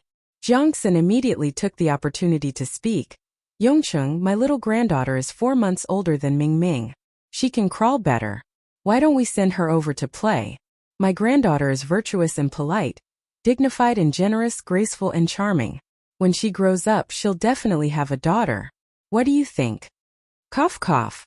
Official Jiang, there's no need to talk about family matters in court. Li Longji interrupted Jiangxin's words and told him not to talk about family matters. Everyone was in court. He said, although Pan-er is a little older, her age shouldn't be determined by age. Her age shouldn't be determined by, Your Majesty, regarding the recent increase in the value of the currency, I have something to say. At this moment, the person who appeared was actually Li Linfu. After he finished speaking, he immediately looked at Zhang Zhong and said, "Brother Yongcheng, you and I have known each other for almost 10 years. After spring and autumn, we've seen winter come. The snow is as white as a rabbit. It's said that a white rabbit walks to the east and looks to the west. Clothes are not as good as new, people are not as good as old. Brother Yongcheng, we know each other. My little girl. Minister Zhang, let's talk about economic matters first." Wang Bei interrupted with a cold face. He shook the book in his hand and said to Zhang Zhong after work, "I hope you can bring your family to my residence for a chat. We can discuss financial matters and other matters. State matters are important." While the officials and Li Longji were inwardly cursing Wang Bei for being shameless, Zhang Zhong finally had time to speak. Let me think. Just now everything was in a mess. I actually forgot what I wanted to say." Zhang Zhong was speechless. How old was his grandson? Unexpectedly, others were fighting to reserve him. After thinking for a few seconds, Zhang Zhong finally found his train of thought. He said, "The technology released by the Ministry of Works and the Agricultural Temple has always been basic industry technology. To put it bluntly, it is to increase agricultural production and initial processing technology. It directly affects the people's livelihood. As a result, grain production has increased, and the initial processing efficiency of the handicraft industry has increased. This year is the right time to show the results. The influence of the Ministry of Works and the Agricultural Temple has met, resulting in a seemingly temporary decrease in cost. I have already thought of this point. However, since it has decreased, the amount of trade must have increased. Why has the tax not increased?" Li Longji asked. "The tax has increased, but it has not entered the statistical period yet. It can only be seen at the end of the year. The tax has not increased because it is not reported. The local finance suppresses the tax for a few months, and the profits go to the local government. Therefore, the tax is simple. It is human nature." Zhang Zhong replied. What he meant was that there was only the tax and no one supervised it. People collected the money and waited to report it at the end of the year. This way, the money could be used for other things for a few months, and the profits would become the local government's additional income. When Zhang Zhong said this, he did not have any intention of attacking the local yamen. The yamen had more money, and it was additional income. It looked dangerous, but it was actually not a big problem. Many yamen would show this part of the money. The commoners could see and know that the yamen had an additional income. This money did not belong to the imperial court and could be used freely. Therefore, in the future when the money was spent, the commoners would be involved. As for hiding it from the commoners and then embezzling it, Zhang Zhong did not believe it. If they did that, the cost and benefits would not be proportional. It would not be as much as the rewards after the official finished his term. Furthermore, once he was found out, he would lose everything including his life. Li Longji nodded. He was very satisfied with the current governance. The investigation was strict, and the reporting system had been perfected. The cost of malfeasance was too high, and the officials were not willing to take the risk. However, he still had a question. Since that is the case, why don't the merchants hoard the goods at a low price and artificially inflate the price? They don't dare. Zhang Zhong proudly said these 4 words. The officials understood. They knew that Zhang Zhong was speaking the truth. The price could rise and fall, but hoarding and harming the market would definitely result in bankruptcy. It was fine if it was small, but once it reached a large scale, Zhang Xiaobao would definitely take action. However, if it did not reach a large scale, how would they make money? It did not matter if it was a bottom line or a red line. Whoever crossed it would die. You should earn the money you should earn, but you could not go overboard. Of course, luxury goods were an exception. If you sold luxury goods at a sky-high price, Zhang Xiaobao would also pretend not to see it. Li Longji replied. Zhang Zhong continued, from my perspective, I can only continue to release a part of the technology and precision processing technology to allow the basic products to form more grades and thus raise the price of some of them. The rest is the responsibility of the Cultural, Sports and Education Department. The Cultural, Sports and Education Department was separated from the 6 departments. It overlapped with the functions of the Ministry of Rights. It was influenced but not under its jurisdiction. Its functions were naturally culture, sports, and education. It was independent but also related to other departments. The Ministry of Rights was the most important in educating the people. The officials were also managed by the Ministry of Personnel. The construction site was controlled by the Ministry of Works. If there were economic and administrative problems, the Supreme Court and the censorate would still intervene. If there was a large-scale sports competition, they would need to coordinate with the Ministry of War. When money passed through their hands, they would inevitably have to go through the Ministry of Revenue. The Cultural, Sports and Education Department was managed by Zhang Jiuling. He had already changed departments many times. In the end, he volunteered to come here. He had a part-time job in the secretariat. Otherwise, without a central department, his power would be relatively small. When he heard Zhang Zhong mention him, he picked up a pen and said, Minister Zhang, please advise me. I don't dare to advise you. Frankly speaking, the fall in the price of products is caused by the mass use of raw materials. The consumption of the people is too purposeful. They only buy things that they normally use. We can't say that we don't allow the people to use technology to mass produce. In fact, as long as we don't do anything after half a year or so, the price of goods will naturally rise. The market will adjust itself. The price of basic goods will be low, and the unit labor cost of other reprocessing industries will not change. This will cause people in the planting, breeding, and textile industries to work very hard, but their income will be the same as before or even drop, while the income of other industries will increase. Once the former lose enthusiasm, there will be at least 3 situations. Zhang Zhong flipped through the book. It was densely filled with small characters. He had learned it from his son and daughter-in-law in his daily life. In the past, he had thought that if he worked hard, he would one day learn all of his son's knowledge. In the end, the more he learned, the more complicated it became. There were set after set of formulas and book after book of theories. Even so, his son and daughter-in-law always said that their knowledge was too shallow, and that there were many things they didn't understand. Zhang Zhong could only sigh at the depth of their ability and their modesty. Right now, the book had recorded the situations that would occur. He paused and someone quickly asked, "What are the 3 situations?" First, the smarter people will immediately change. They will plant other crops, breed other livestock, or move toward precision processing. Second, the people don't know what else to do. They have been planted before, and they are already used to it. Even though it doesn't make money, they still persevere. Third, the family needs money, but they don't have it. The more they plant and breed, the more they lose. In a panic, they commit suicide. So, Zhang Zhong stopped here. Li Longji said, so we can't let the price of goods rise naturally. The law of the free market can adjust the economy, but it can't save lives. We can't just look at the data to deal with the problem. Otherwise, what's the use of having you and me? What should I do? Zhang Juling was still taking notes. In the name of the court, increase the number and content of winter sports competitions, increase the prize money, and increase the number of winners, Zhang Zhong said. He continued, Xiao Bao has already made preparations to reduce the interest rate on savings.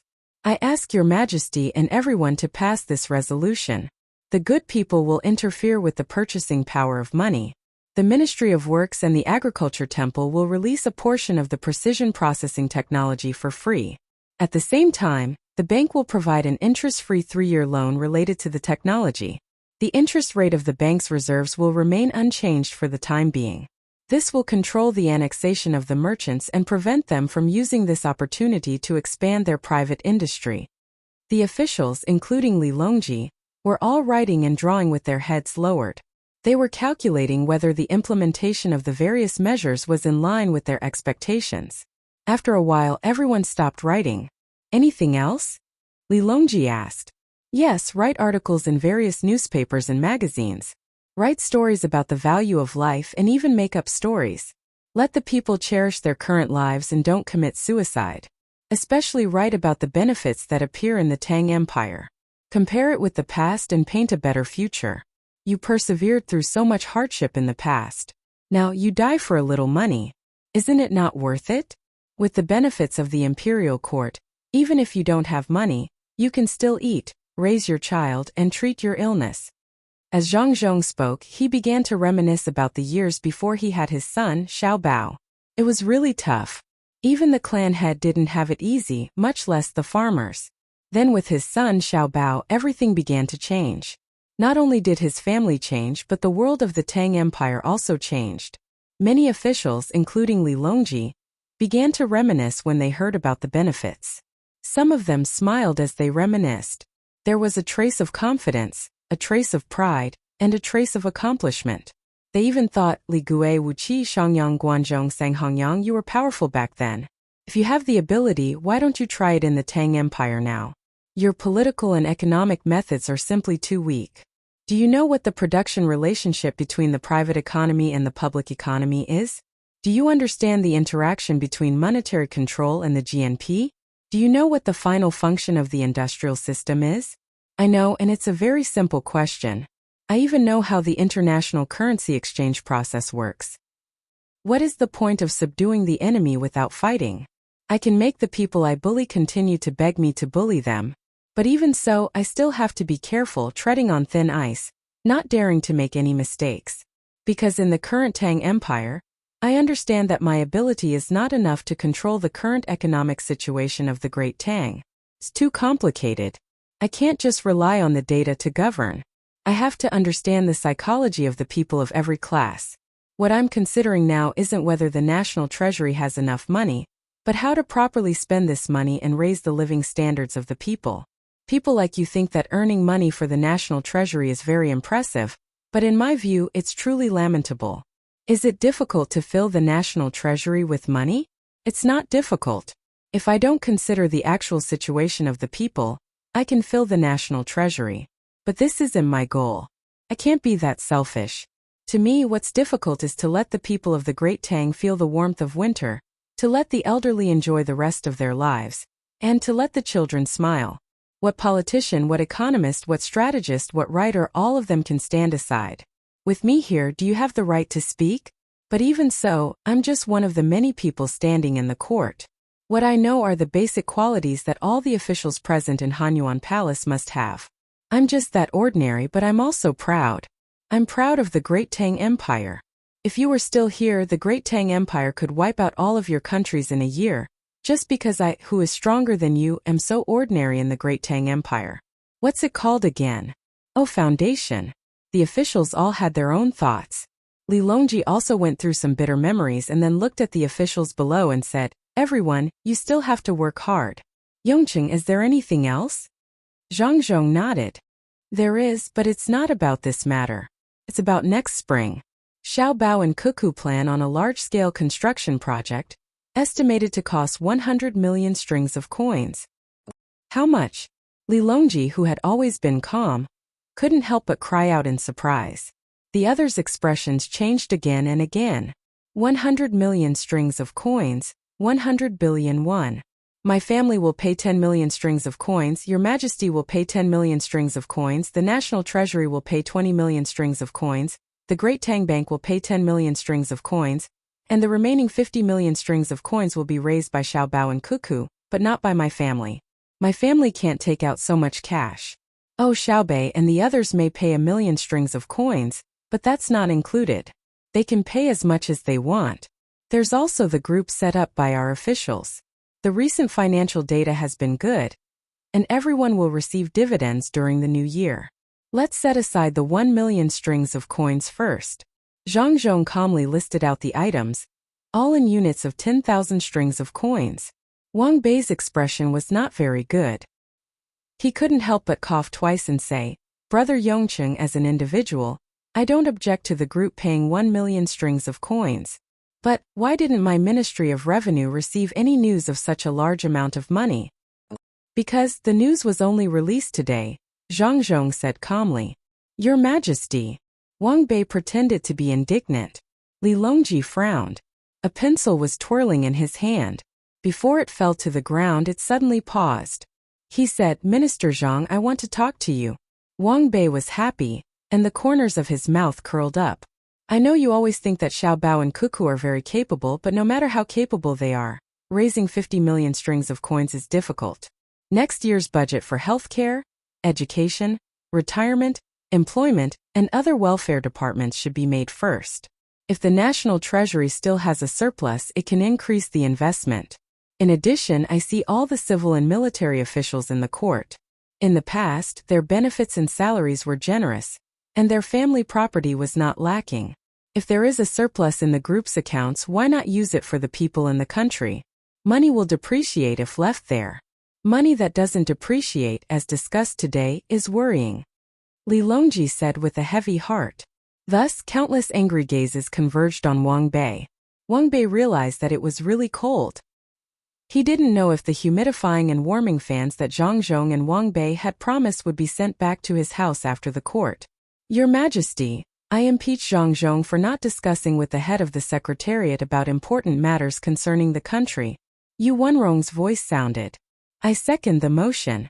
Su Yi, the Minister of Rights, spoke in agreement. Yuan Qinyao followed. "I think so too. I second the motion."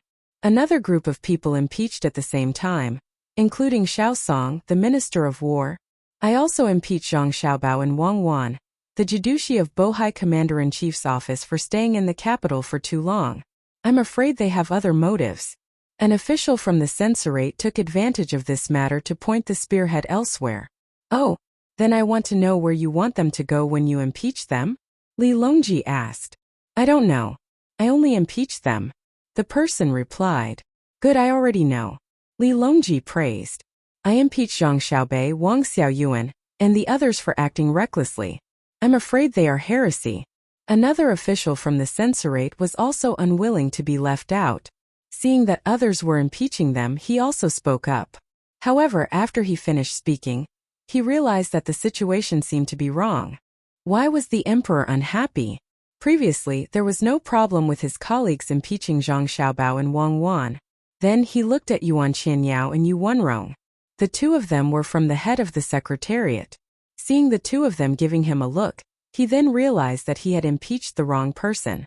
Previously, when he impeached Zhang Zhong, Zhang Xiaobao, and Wang Wan, he knew that it was because everyone had a tacit understanding. Every time there was a court meeting, they would definitely find fault with their families. It was not to say that Zhang Xiaobao and Wang Wan were really wrong, but it was a form of protection. It was not good for an official to not have any colleagues opposing him. Therefore, everyone would find fault with him. He reckoned that this time, he had chosen the wrong person in his excitement. The emperor could impeach him, and the things that should be sent would be sent to his family. Impeaching Xiaobei was a little too much? As this person thought about it, he became very anxious and sweated profusely. Gao Lisher could not help but remind him, "You said that Xiaobei and the others are running around everywhere. What's wrong with such young children?" Yes, what they are doing is wrong. Your Majesty, everyone think about it. Xiaobei and the others are so young, and they are running around all day long.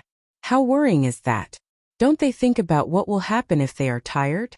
What will happen if they are cold? They are really too reckless. This person was quick-witted in his hurry. Then how did they become heresy? Li Longji asked. Of course. Your Majesty, think about it. Shouldn't we be worried when they are outside? Once we are worried, we can't do good things. If we don't do good things and make the people suspicious, what is it if not heresy? After speaking, this person let out a long sigh. In just a short while, sweat had already soaked through his clothes. Li Longji nodded, yes. That makes sense. You have worked hard. It is my duty. This person hurriedly responded. There was a 10-second period of silence in the imperial court. Just as Li Longji was about to call out names and ask about politics, Jiangxin of the Xinong Temple saw that no one was speaking. He opened his book and said loudly, Your Majesty, according to the temple's statistics, our country's tomatoes, chili, potatoes, sweet potatoes and other foreign crops have reached the number of crops that can be planted throughout the country. I suggest that we should give an administrative order to Your Majesty, urgent news from Yin Province, urgent news from Yin Province.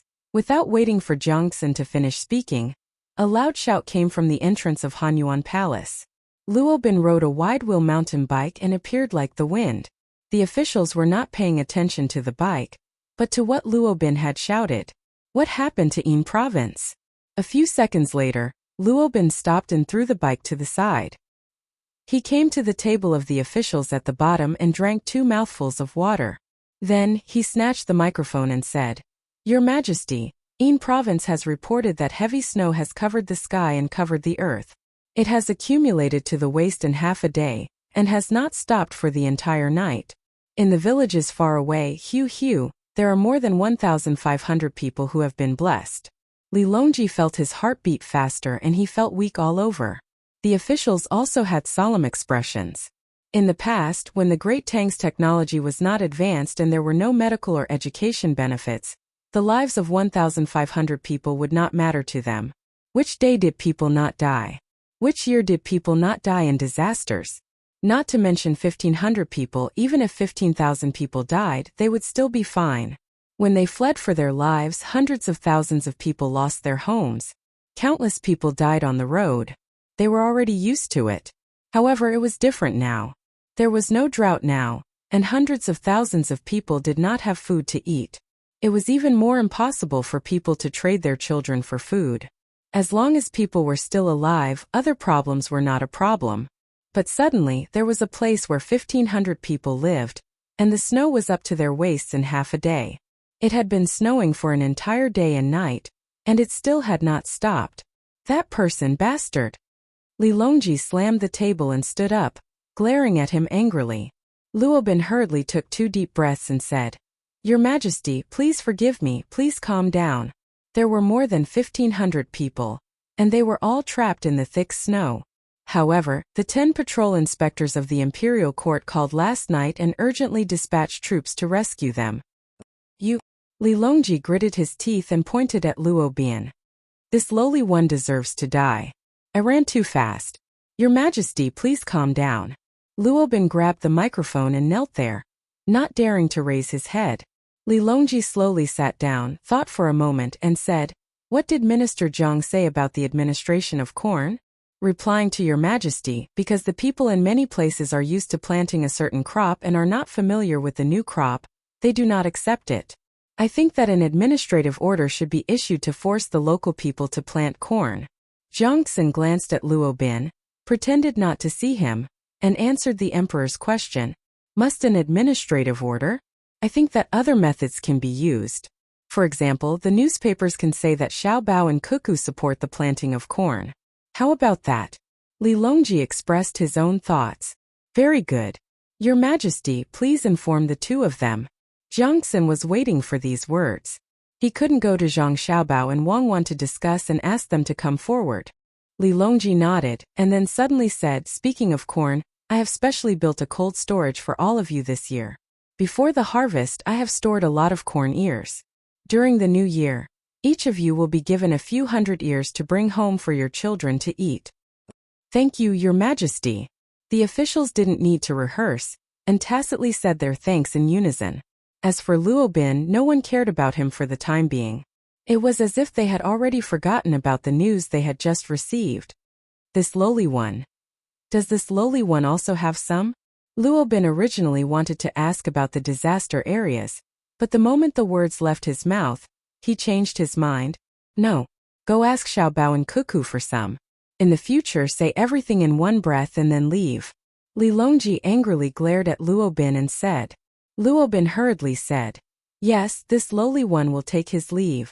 After he left, Li Longji pondered, looked at the sky, and said to the officials, this year's snow is not small. We must make the necessary preparations. Yes. The officials replied in unison. Regarding the matter of Kagwang County, no one mentioned it. Everyone was clear that Xiaobei's team was ranked in the Great Tang army. Usually, the impression that the imperial guards and chamberlains of imperial insignia were ranked first, Zhang Xiaobao and Wang Wan's team was ranked second, and Xiaobei's team was ranked third. But the officials knew in their hearts that Zhang Xiaobao and Wang Wan's team was ranked first, and Xiaobei's team was ranked second. The members of Xiaobei's team needed to go to the borders of the Great Tang to kill enemies, and some even needed to follow the fleet to be considered qualified. Furthermore, everyone, including Li Longji, knew how advanced Xiaobei's team's technology was. The most advanced technology in the country would definitely be used by them first. This was a comprehensive team, and there was no lack of talents in all aspects. If Xiaobei and the others were willing, they could find a place to establish a country.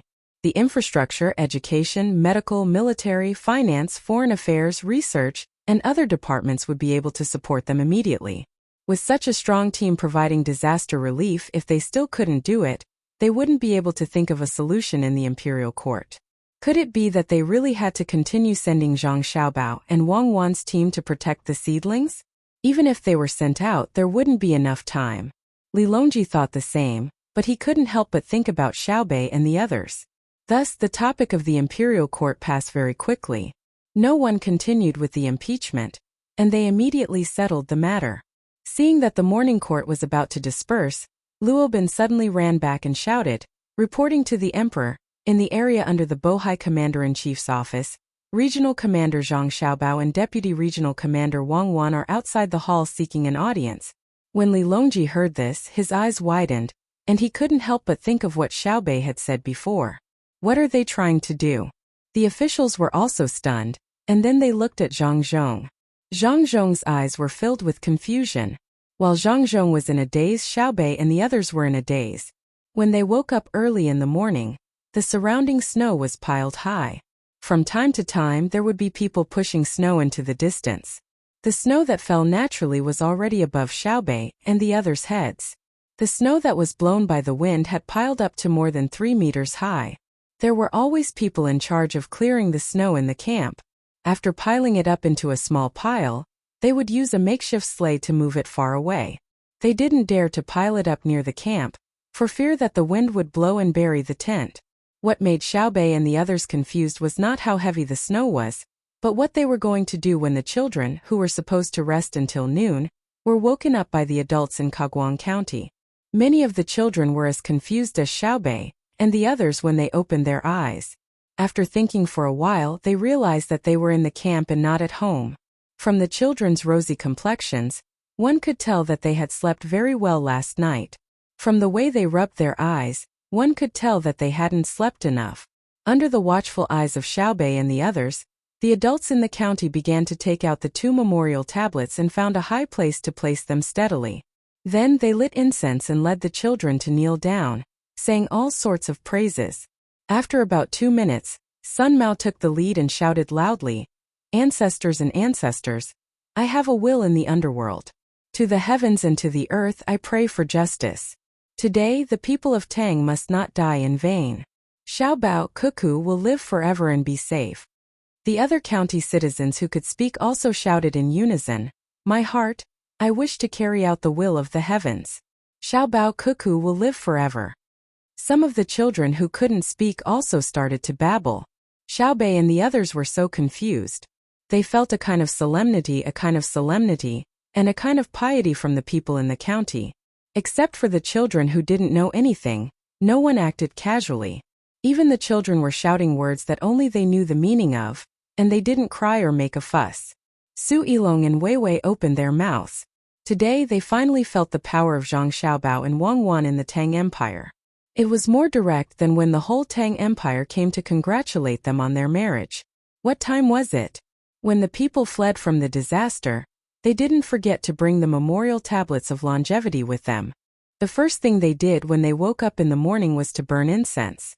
No wonder the aristocratic families and big clans, including their own family, all bowed their heads after knowing that they had been schemed against by Zhang Xiaobao. The land that the family had saved before was gone, so they endured. In the past, only the family members could learn knowledge, and ordinary people rarely had the opportunity to go to school. But now they endured. After some exchanges, they found that the conditions of the carriage and other conditions were no longer monopolized. Sure enough, they were all smart people. So what if they couldn't endure? Whoever made a sound would die. The Xiaobao and Cuckoo that the people were talking about only needed to shout. Su Yilong shuddered and didn't dare to think about it anymore. When more than 1,500 people stood up, Xiaobei and the others came over. Xiaobei rubbed her hands nervously. Let's eat. Let's eat breakfast. This morning there are 2 rice porridge, soy milk, soup and tofu pudding. There are also buns, fried dough sticks, pies, steamed buns, fried cakes and many side dishes. There are dozens of kinds. Everyone wash your hands and eat. Xiaobei originally wanted to be modest and say something. After thinking about it, she realized that they were not giving her the memorial tablets of longevity. She couldn't say anything, so she could only introduce the breakfast. Xiao Yuan and the others stood at the side with an indescribable expression on their faces. Just like the people of Kagwang County who felt peace and warmth in their hearts when they saw the protection team during the heavy snow, they also felt warm in their hearts when they saw the people in the county praying for their brothers and sisters early in the morning. After the people of Kagwang County finished doing what they needed to do every morning, they began to enjoy the breakfast provided by the protection team with peace of mind. They had never regarded the protection team as outsiders, and it was impossible for them to pretend to be embarrassed. When they met Xiaobei and the others, they had to try their food. The women who were nursing their children and pregnant women also made their own requests. For example, they wanted some fruits after the main meal. If there were no fresh fruits, they would eat canned fruits so that the children's nutrition could keep up. They didn't think that they were overboard, nor did they think that such requests were unreasonable. The Tang dynasty belonged to everyone, and the children belonged to the Tang dynasty. When the children grew up healthy, they would be able to contribute to the Tang dynasty. Xiaobei, do you know? I slept very peacefully last night. It's been 2 months and I have nightmares every night. It's useless to put the scissors under the pillow. I was fine yesterday. During the meal, a 6-year-old girl was holding a big bun and talking to Xiaobei with a happy smile on her face. Xiaobei was holding a bowl of egg cream, also known as water egg, and feeding it to a 2-year-old boy. He blew on it twice, tasted the temperature, and then stuffed it into the boy's mouth. There was no other way. Ever since the boy saw Xiaobei, he smiled and asked Xiaobei to carry him.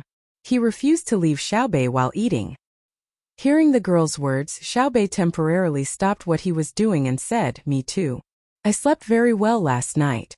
It's all thanks to bringing you guys out. Otherwise, I wouldn't be able to sleep well and would always be thinking about you. Oh baby, don't eat salted vegetables. You'll be thirsty if you eat too much. You'll feel uncomfortable. Come and eat the braised food. It's salty in the braised food."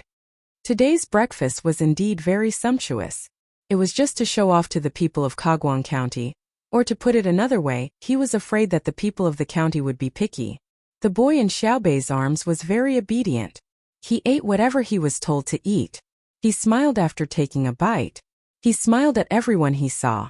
At this time, Sun Mao made some simple arrangements for the people of the county. He walked over with a steamed bun in one hand and a salted duck egg in the other. He said to Xiaobei and the others with a face full of gratitude, "The heavens have eyes. Don't County Magistrate Sunday. We never believe in the heavens. We only believe that as long as the imperial court doesn't give up on the people won't betray the Tang Empire." Xiaobei quickly changed his expression and spoke in a profound tone. "Sister Xiaobei, why are you different from before?" a girl asked curiously. "Because your county magistrate is an official. Of course he has to speak in the official language. I'm not wearing official robes. Otherwise, I would say that the imperial court hasn't forgotten you guys. The people in other parts of the Tang Empire still care about you guys. Although the snow is cold, people's hearts are warm. This is the victory of our unity. This is the victory of our people." Xiaobei's expression changed again. It was more solemn and amiable. The children of the county looked at Xiaobei in a daze. They couldn't understand why there was such a big difference when the same thing was said in a different way. The girl who asked the question earlier asked tentatively, "Sister Xiaobei, is there any other way to say it?" Xiaobei nodded. "Yes. For example, in the Tang Empire's official newspaper, the title should be 'Strong Soldiers Pass Through the Border Peace.' The wind and snow are heartless, but there are feelings." "That's fun. Sister Xiaobei, you're right. With strong soldiers passing through the border, we're not afraid at all. Even if the snow is still falling and the clouds are still drifting." "Still drifting? Drifting to where?" "Men." Xiaobei was stunned for a moment and quickly called for people.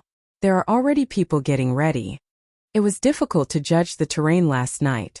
Just now, a group of 500 people is ready to set off to the next place that might be affected by the snow." A maid came forward and reported. Xiaobei blinked. "Today the snow is only falling in one place. Why are they going back and forth? Is it difficult to go and rescue them?" "It's difficult. It's like paddling west when facing the east." "In other words, countercurrent?" Xiaobei asked. The others agreed. "Yes. Equip them with our most advanced equipment. This time we'll call it countercurrent." Xiaobei raised his head and said.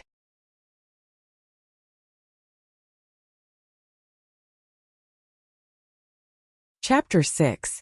Xiaobei and the rest sent people to continue the rescue. The most advanced equipment was 6 snowmobiles, 5 of which were chain cars and 1 of which was anti-skid tires. Both of them were field test subjects. One was to test the terrain, and the other was to test if there were any obstacles in starting the oil under low temperature. Of course, they also brought blowtorches. If it really did not work, they could heat it manually. The 500 protection team had rested well last night. This time they were going to the He River in the northeast. There were less than 60 households at the intersection of the Yellow River and the Weifan River, with a population of slightly more than 300 people.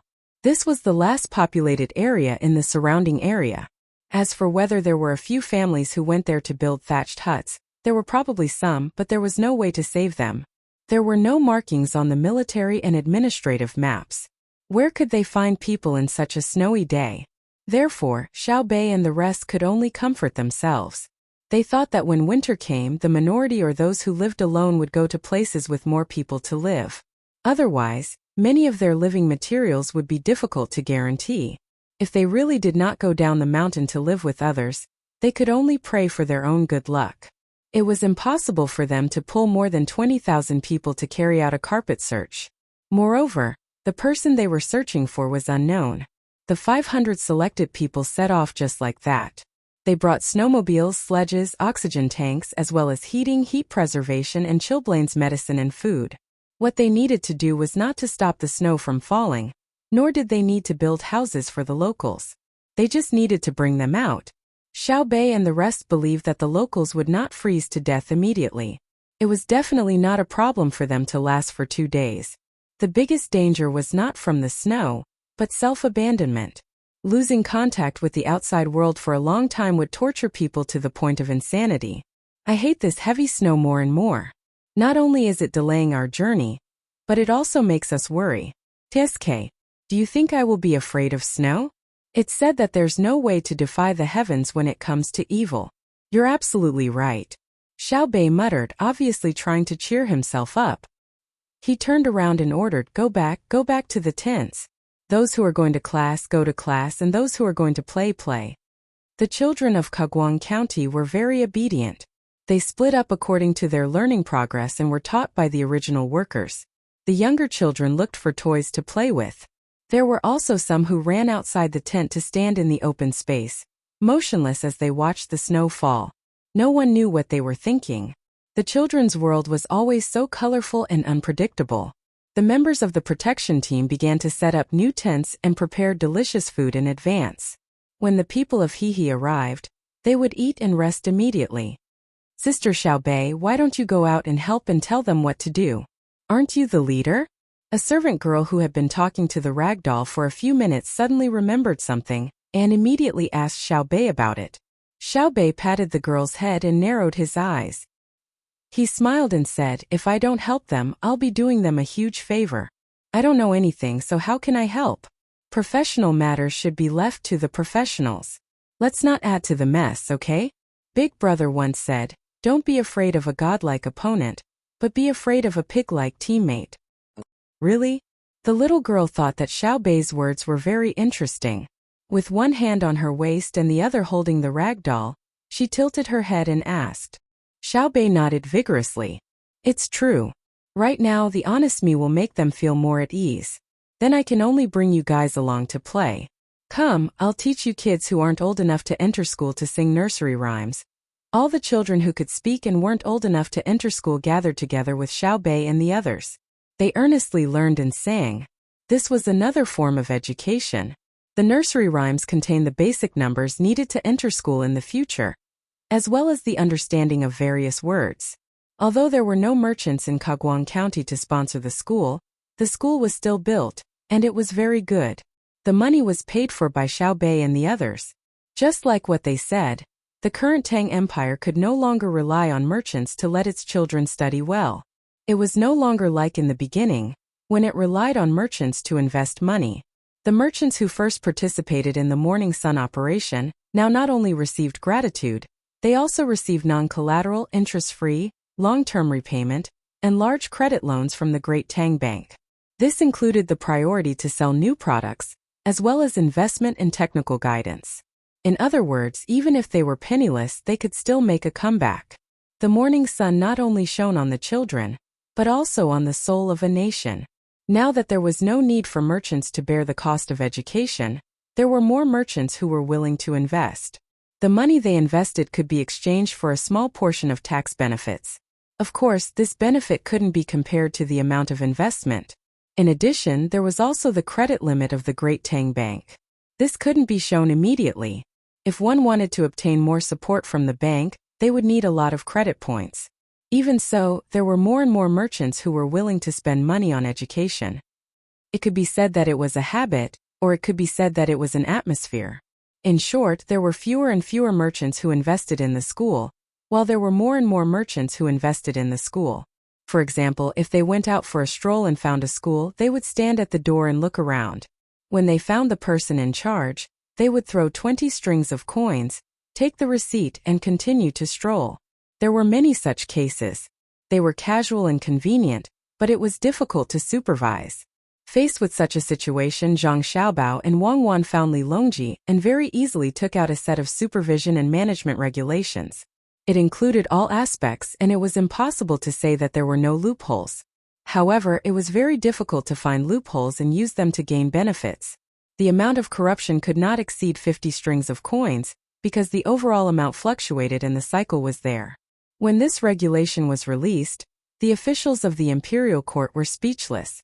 They originally thought that it would be very difficult, but in the end Zhang Xiaobao and Wang Wan were so well prepared. It was as if they were the staple food on the table, and they could eat it when they needed it. There was no need to spend extra effort. Then, the schools that didn't have merchants to invest in were taken over by Xiaobei and the others. The money spent was not necessarily the profits from the candy house, but also the special funds of the imperial court. Among them, there was money from the schools that had a lot of investment, and there were also schools near tourist areas and trade centers. Naturally, the money they received was more. If they received 1,000 strings of coins a day, how could they spend 1,000 strings of coins a day? Thus, they had to hand it over and let the imperial court distribute it according to needs. Kaguang County was one of the beneficiaries. The children enjoyed the welfare of the entire country, and when they grew up, they would return to the country through various positions. In the face of such a situation, the families that had monopolized most of the benefits of the Tang Empire had no choice but to support them. They dared to challenge the system, but they did not dare to challenge Zhang Xiaobao and Wang Wan. Thus, the children of this era were happy and hardworking, unlike Zhang Xiaobao and Wang Wan's era. Many children were unwilling to go to school, and they saw school as a burden. They hoped to get sick and then ask for leave. The children of this era were very sensible. They knew that in the past, only the rich could find teachers to teach their children. They also knew that even if they found teachers, they lacked textbooks and usually copied them. It was not as good as now. Every time they smelled the ink of textbooks, the peace that came from the heart was happiness. Moreover, going to school was easier than picking firewood and herding sheep at home. They ate better than at home, had new clothes to wear, and could play with other children. The sensible children were told from a young age that all of this was given by Xiao Bao and Cuckoo. These were two people with intimate names, lofty positions, and not too far apart. Thus, they had to be sincere in offering incense and praying to their longevity tablets every day. Otherwise, they would be letting down the Tang Empire, letting down the emperor, letting down themselves, letting down their conscience, letting down. Since Zhang Xiaobao and Wang Wan enjoyed the love and respect of most of the people in the Tang Empire, they naturally had to do things for the people. They did not care about the few people who hated them in the original aristocratic families. So what if they hated them? Did they hate us for depriving them of their monopoly on education? Did they hate us for setting up a trap when we exchanged land with them for other benefits? Did they hate us for raising the status of the ordinary people? Did they hate us for exposing to the world the fact that they used the name of scholars who did not compete for benefits but did business behind their backs? Yes, there were many things that could be done but could not be said. Did we say it in the beginning? We did not say it, did we? Because we were not strong enough, we endured. Now that we are strong enough, we can do it. It is your turn to not say it. If you don't believe me, you can go to the streets and shout bad things about us. After Zhang Xiaobao and Wang Wan deceived the original aristocratic families, they did not show the slightest bit of embarrassment. Who asked them to foolishly exchange land for the right to operate the railway? Who asked them to exchange rare metals for the right to sell new goods? Do you dare to say that you did not want to take advantage of them? It is just that you did not expect the railway to develop so quickly and so many new goods to appear. Who is to blame? Blame us? Look carefully, that is the contribution of the people of the Tang Empire. How much tax can the two of us increase? It is the increase in the country's gross domestic product, do you understand? With this thought, Zhang Xiaobao and Wang Wan were very happy. The two of them worked together to suppress a class of interests in the Tang Empire. History could not be created by one person, but one person could guide more people to change it. So what if we suppress a class? Those powerful people can destroy an entire race. Do you think that there are few people who destroyed their own race? That is why the two of us have to work hard. Under the condition of ensuring the stability of the lives of the people in the country, we have to do our best to liberate those who are still in slavery and help those who are being exploited. On the way to Hanyuan Palace, Zhang Xiaobao said to Wang Wan that the two of them had just discussed the problem of class. Oh, Xiaobao, do you want to slaughter a large number of Indians like the United States, or learn from Spain? As Wang Wan spoke, she tidied up her clothes. She had not worn the official uniform for a long time and was not used to it now. Zhang Xiaobao was also not used to it, but he endured and said, "Our Chinese civilization is different from other civilizations. How big was the original Central Plains? Why did it become the current territory? It is not how strong the military force is, but how tolerant the people are. The Jews are all over the world, but when they united and evacuated from various countries, the people in our country did not because they were assimilated. This is not the invasion of the national ideology, but the true integration of the two sides. So we do not need to slaughter a certain race until they are extinct. We just need to be in contact with them." Wang Wan narrowed her eyes and nodded with a smile. She knew that, as Zhang Xiaobao said, the Chinese people were never the same and would not reject others. Even if the whole world migrated to China, the Chinese people would welcome them. Come on, everyone do things together, and everyone's children can play together. It was not like other countries, regions, and ethnic groups that were xenophobic. To put it nicely, this was called national independence. To put it bluntly, this was called inferiority. How much inferiority did the people have to be so narrow-minded? How much inferiority did the people have to be so afraid of outsiders? Can't they live together? Can't they develop together? No, they must act like wild beasts, draw a circle, and then push others out of the circle. But the animal world told people that such wild beasts will eventually lose their territory. Then if it was a nation or a country, even if such a country's technology was ahead of the time, in terms of spiritual level, it was still undeveloped. Of course, many countries might not think this way.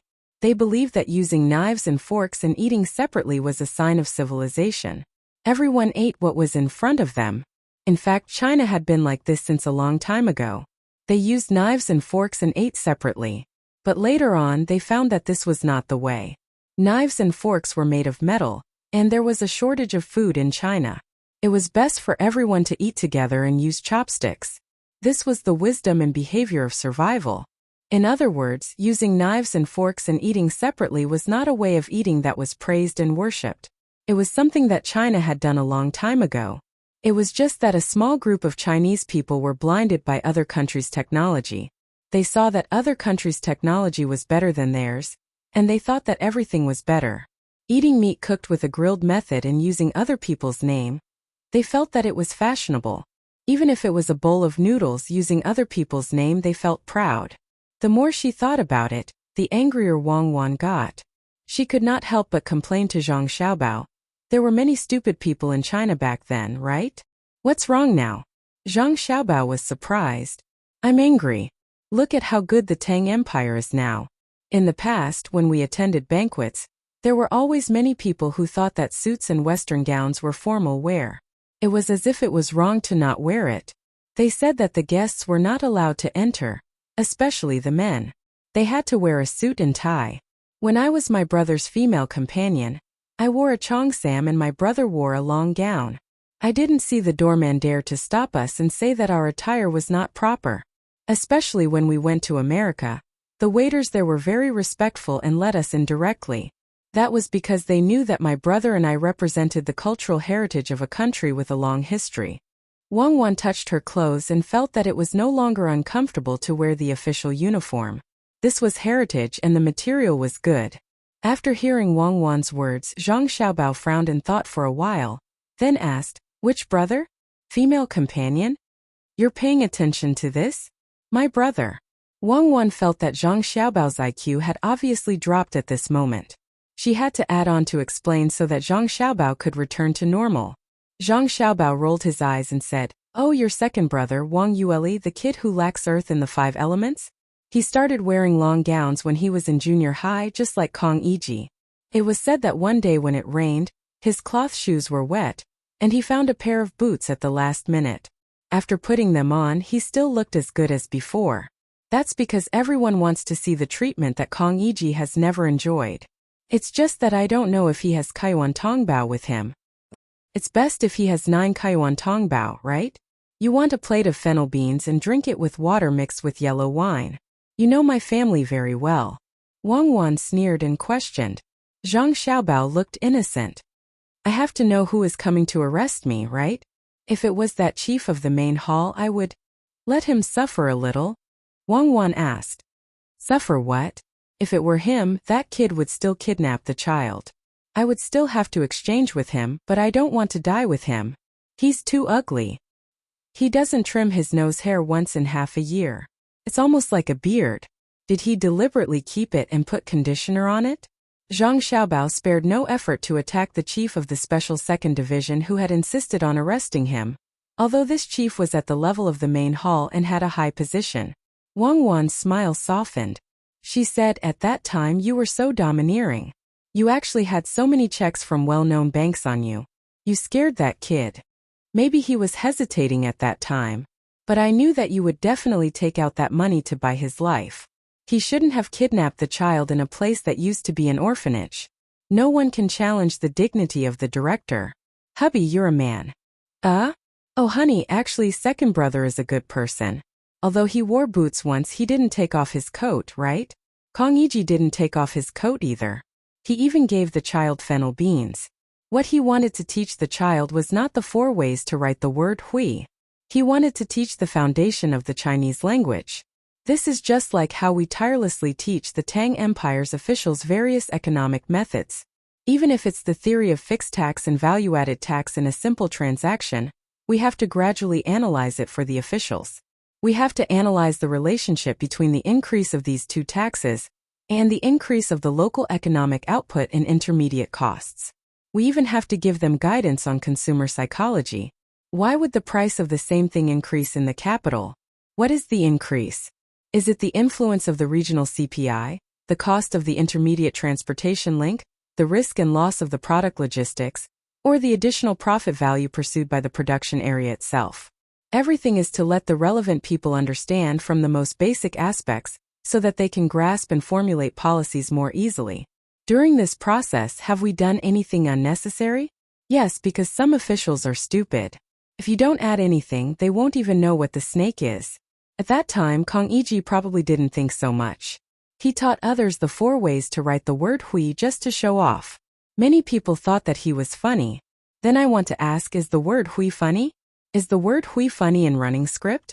Is the word hui funny in Xiaozhuan? If this Kang Iji really exists, then did the people who mocked him give fennel beans to the child? What did they teach others? Did they want to teach the next generation how to mock a person who was willing to teach the foundation of the Chinese language to others? Zhang Xiaobao said a lot of things and they were about to reach the Hanyuan Palace Hall. Wang Wan was surprised. It seemed to be different from what they had discussed before. Why did Xiaobao say all this? She asked, "Hubby, are you saying that Lu Sun is narrow-minded?" "No, I'm saying that our second brother is very elegant even if he wears boots. Especially when his female companion is you. This is the foundation of the Chinese.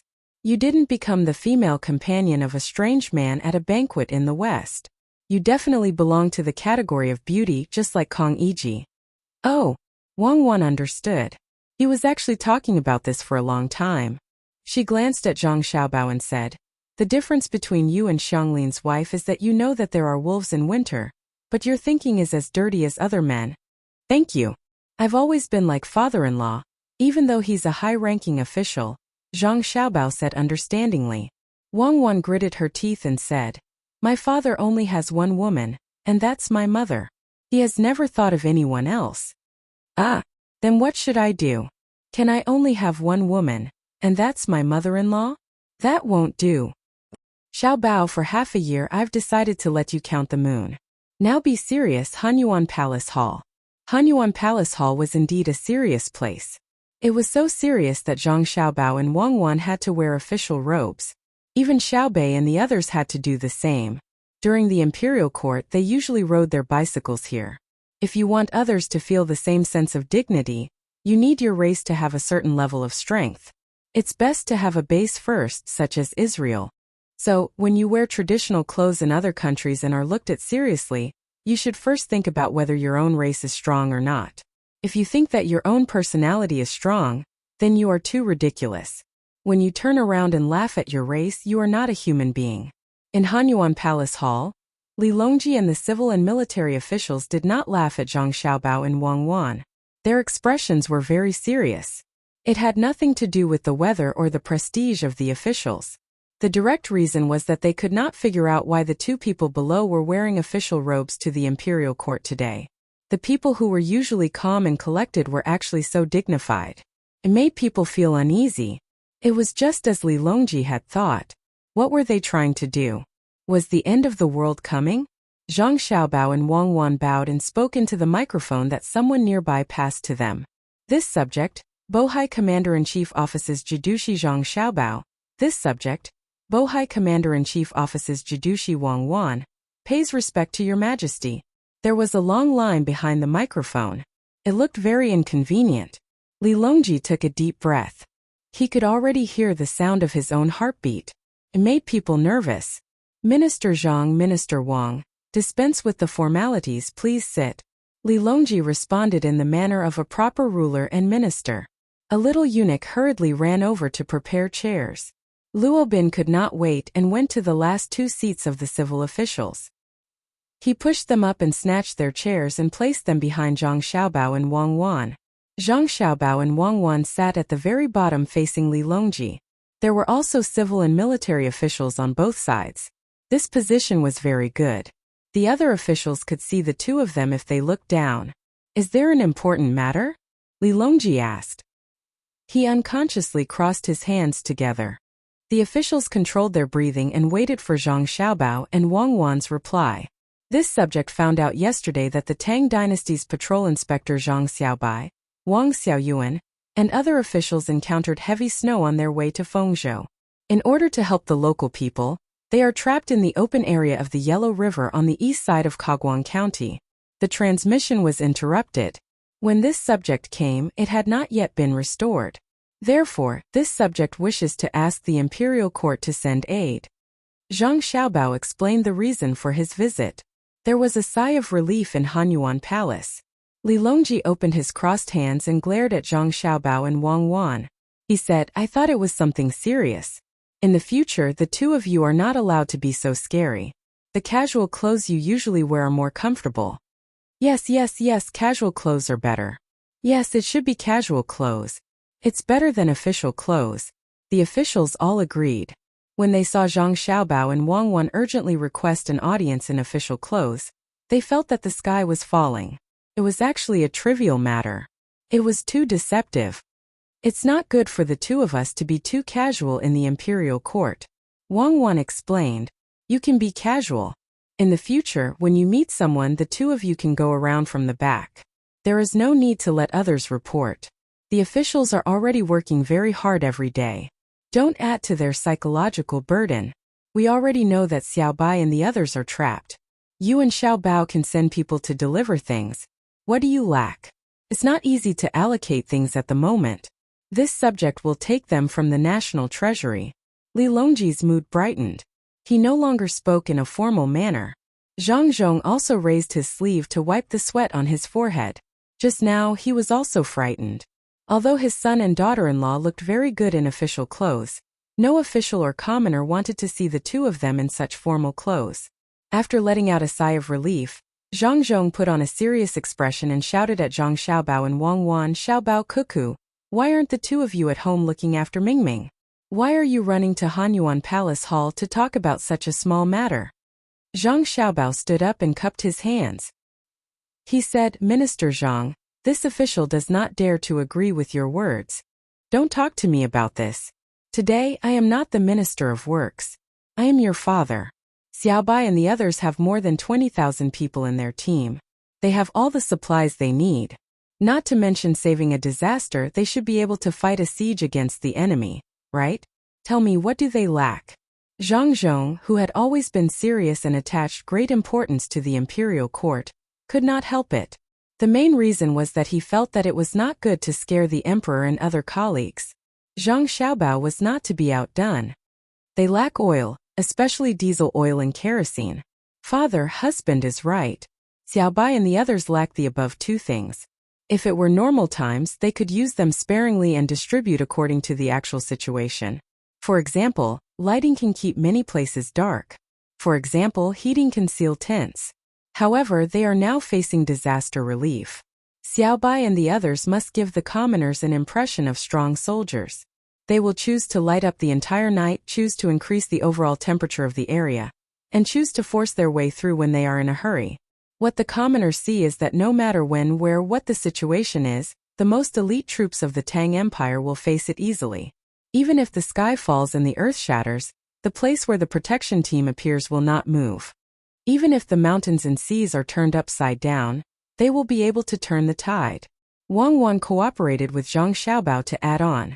Li Longji slapped the table. That's right. Wherever the protection team goes, it must be safe no matter when, no matter where. This way, even if all the regular troops of the Tang Empire are defeated one day, the protection team will not be deployed, and my imperial army will not be defeated. The people will not lose their confidence.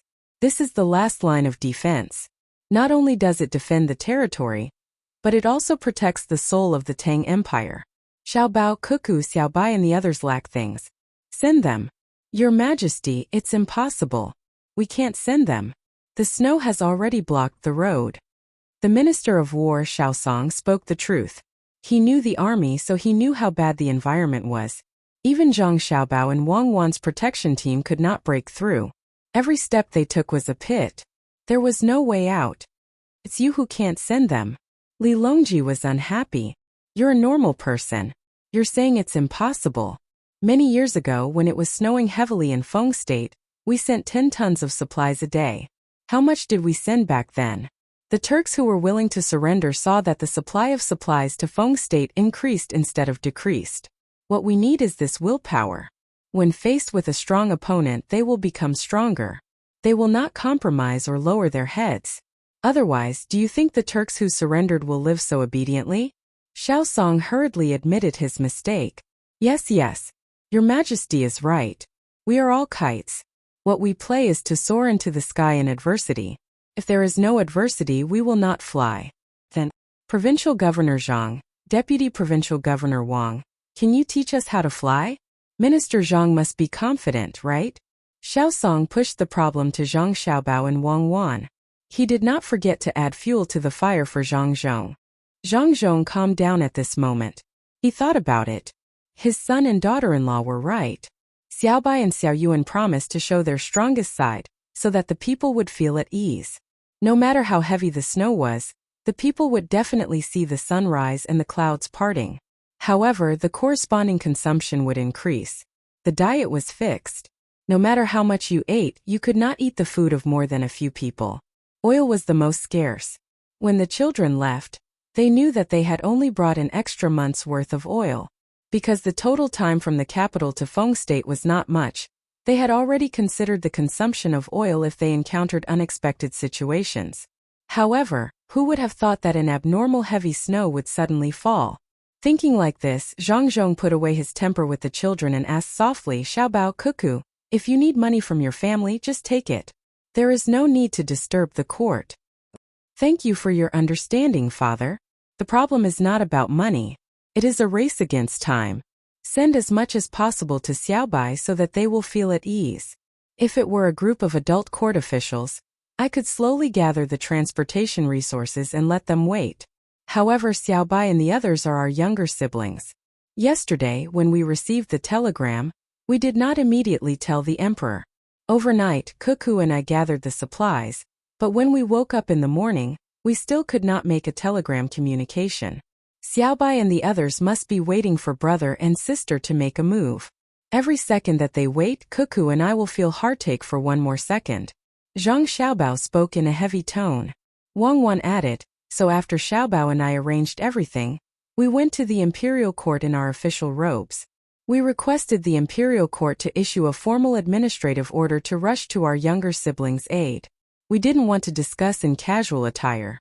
Now, does anyone object or have any doubts? The officials collectively fell silent.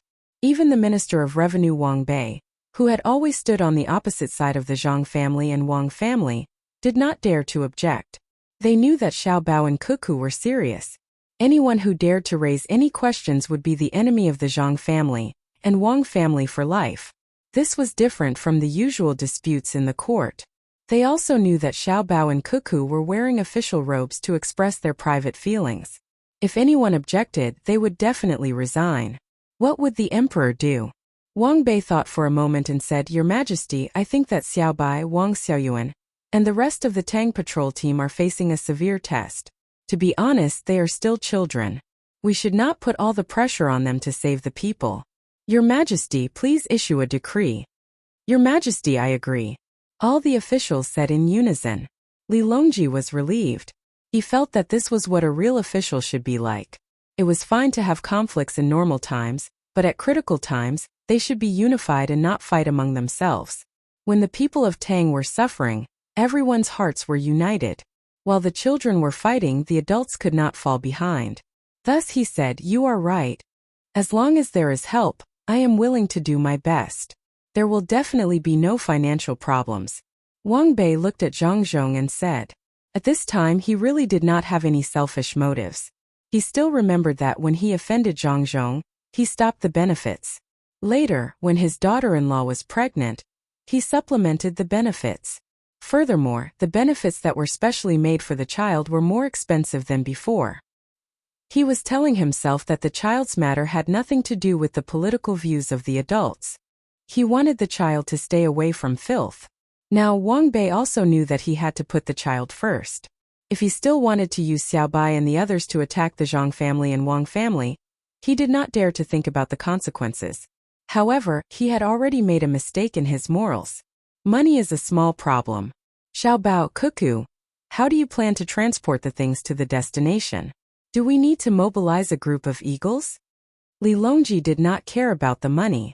What he cared about was the fastest way to send the things to the destination. Zhang Xiaobao glanced at his father and then replied, "It's too late. The group of eagles has always been in Feng province. That place is suitable for training eagles. Only planes can be deployed. Shuiyun has already gone out at dawn to lock onto Xiaobai's position. She will be back in a while. Then the Tang Empire's air force will be deployed." As soon as Zhang Xiaobao finished speaking, everyone finally understood why the two of them had gone to court. It turned out that they wanted to deploy the air force. The air force was led by the two of them. Even the key design was done by them. When the first plane took off, there was a small wind tunnel. Now there were 41 planes in service. There were 366 pilots. Only 35 people could complete the mission well. It seemed that Xiao Bao and Cuckoo intended to deploy these 35 people. Will it work? Li Longji was not confident. The weather was too bad. Yes. From the capital, we have 16 planes that can fly to the destination and fly back after delivering the things. Each plane can deliver 500 kilograms of things. The problem is not taking off and landing. The capital's airport is very dry. The problem is the low visibility. We need Shuiyun's family to do a good job of navigating. Zhang Xiaobao said. Li Longji was surprised. Not 35? Only 16 are transport planes. To be precise, they are man-made bombers. The other planes can't fly over.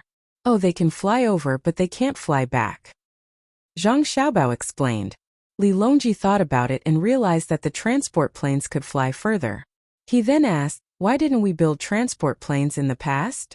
Because transport planes are not good as training planes. There will be a lot of new planes in the spring next year. From now on, we will start to transport the fuel. Each batch will be 8,000 kilograms. They will be delivered twice a day. When there is heavy snow, they will stop. Zhang Xiaobao was even more anxious than Li Longji. The people of Great Tang were already amazed when they saw planes. However, Zhang Xiaobao and Wang Wan knew very well how bad the planes were now. The flight distance was short, the flight speed was low, the flight altitude was low, and the load was small. If it were them, one plane would be enough.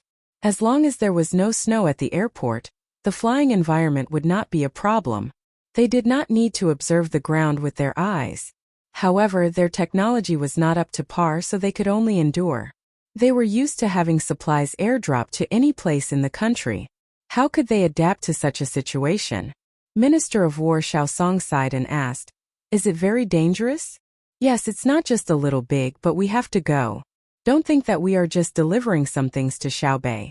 We have to follow the rules of war. If that place is not Xiaobei but a large number of enemy troops, will our air force be deployed? If there is a need, we can let other planes take off. It will be a one-way trip. Today, I want everyone to allow the planes to take off. Also, I want everyone to write a letter to publicize this operation. I want the Great Tang's air force to be perfectly displayed in front of the people." Zhang Xiaobao explained the purpose of publicity. Li Longji and the other officials agreed. They did need to let the people know how strong the Great Tang was.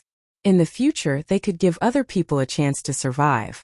For example, a fisherman who went out to sea to fish was blown to an island by the wind.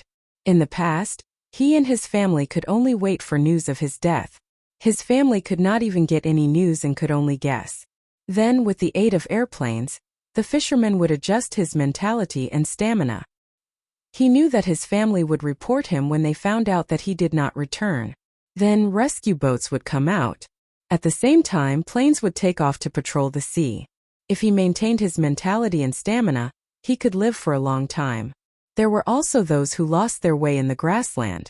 An area was surrounded by floods. If a plane flew over their head and then flew away, they would know that more planes would appear.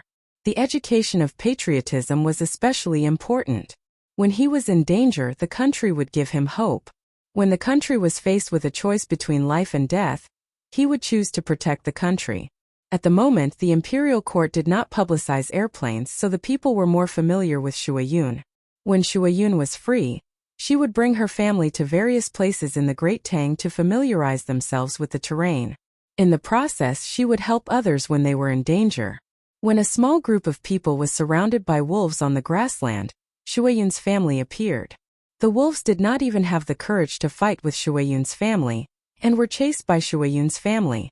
When someone fell into the water, Shuayun would rescue them. Although there were several scratches on their arms and legs when they were thrown ashore, they were only superficial wounds. You were still alive, right? When someone got lost in the mountains, Shuayun would help to report to the local government office. It took some time to communicate, but the goal would be achieved in the end.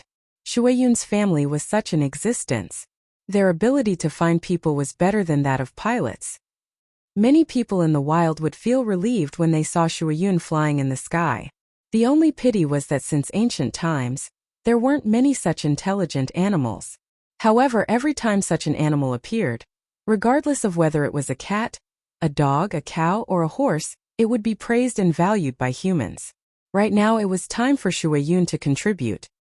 He was arrogant and never ate the food given by others. He also never showed kindness to others. Even if it was Li Longji, the emperor, he only trusted a small group of people from the Zhang family and Wang family. When he heard Zhang Yinglian's words and pictures and took out the photos of Xiaobei and the others, he spread his wings and rushed toward the snowy yellow riverbank, giving people the impression that he was very anxious. Xiaobei and the others, who had set up camp and stayed still, accompanied the children for a lesson and then played with them. They never said a word about the management of the camp, nor did they run around. Little sister Xiaobei, let's go catch a few fish in the river. Okay? If we make a hole in the ice, the fish will show up by themselves. If we make a large piece of ice, I even dare to go down to catch fish. I'm very good. A 12-year-old boy named Sun Jizong was related to the county magistrate, Sun Mao. In fact, most people in Kagwang County were related to him. Sun Jizong probably wanted to show off his ability to catch fish in front of Xiaobei, so he was instigating. Xiao Yuan glared at him. You shut up. When are you still thinking of going out to find trouble? Do you want to waste the manpower of our guard team and break a large piece of ice for you to catch fish? Do you need it? My Xiaobei only needs a small hole to get in and take the fish out. You stay here or I'll beat you up. Sun Jizong shrank back. He felt that he couldn't beat Xiao Yuan. Xiao Yuan don't always scare people. It's not good to beat people up. Our goal is to control other people's behavior. If you ask me, break his legs. I'll see how he goes into the water. You have to be rational in the future, okay? Xiaobei reprimanded Xiao Yuan. Xiao Yuan was very cooperative. Is one leg okay? I won't go down, really. Xiao Yuan, you're the best. Sun Jizong was scared to death by Xiaobei. He was really rational. In order to achieve his goal, he didn't scare people at all and directly broke their legs. Xiao Yuan, who beat people up, was a good person. Hey, I'm just kidding. When the spring ice flows down, if we can still pass by, I'll accompany you to the river to catch fish. If you follow my team to play, you won't have to be afraid of drowning. We have special protective measures. Now don't run around. Can't you see that I've become obedient? Xiaobei said with a smile. Sun Jizong heaved a sigh of relief. Suddenly, he thought of something and asked, Brother Xiao and Sister Xiaobei, I heard that Brother Xiaobao and Sister Cuckoo are very powerful. They have been personally leading the rescue every time there's a problem. Why aren't you leading? Because we don't know how. The 9 of us can only lead about 300 people. We can't handle more. Now we're doing this. Keeping an eye on you is the greatest contribution to the team. We're a burden. Wrong. You and us are all hope. Hope? Oh, I hope that the snow will stop soon. Look, it's still snowing. How good would it be if this snow didn't happen? Xiaobei, our Kagwang County is going to be rich soon. Everyone's poultry and livestock can be sold for money. There's also extra livestock to help with the farming. When it snows, I hear the county magistrate crying. Brother. Yes, I'm the oldest. The county magistrate said that God doesn't want to see us doing well. When the snow falls, people will die. Our last hope is your family's workers and cooks. They're really powerful. They didn't feel sad or cry. They just called for everyone to work.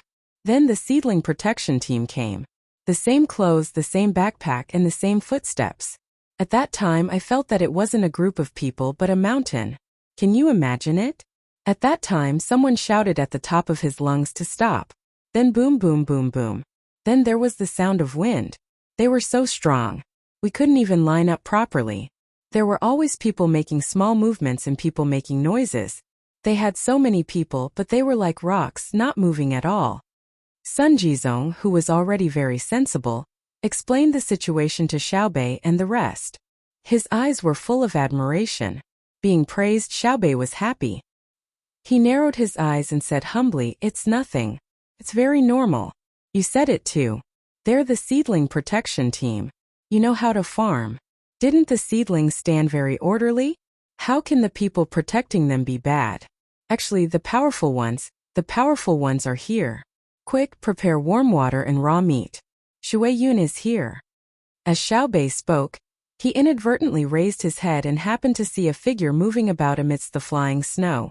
It was as if he was dancing amidst countless black dots. In the forbidden zone of life, Shui Yun's figure was so beautiful. Some people saw it for the thrill, while others saw it for the courage. Xiaobei saw it for the calmness, as if she was in the water. "Shui Yun here. Quick, bring me the gun." Xiaobei waved her hand vigorously and then asked the guard beside her to bring the gun over. She and Xiao Yuan each held one side. Shui Yun let out a cheerful cry. Her wings moved and retracted, and she lightly landed on the gun shaft. She swayed her head left and right, carefully sizing up Xiaobei and the rest. Her eyes were full of kindness and inquiry. Immediately, someone sprayed water on Shui Yun. It had just been adjusted. Although Shui Yun came over in the wind and snow, her body was very hot, especially when she was flying so hard. Once she landed, her heart rate and blood pressure would increase. She needed to cool down. If there was no help, the eagle would have to cool down by itself. But if there was help, the eagle would feel much more comfortable. Most of the time when a rabbit kicked an eagle, it didn't hurt the eagle. Instead, it caused the eagle's blood pressure to suddenly rise. Then the eagle was done for. Shui Yun was very cooperative. She spread her wings, adjusted her position, and lowered her head to drink a few mouthfuls of water. She was very satisfied. "Shui Yun, why did you come here? Is there something wrong?" "Eat something first," Xiaobei said happily.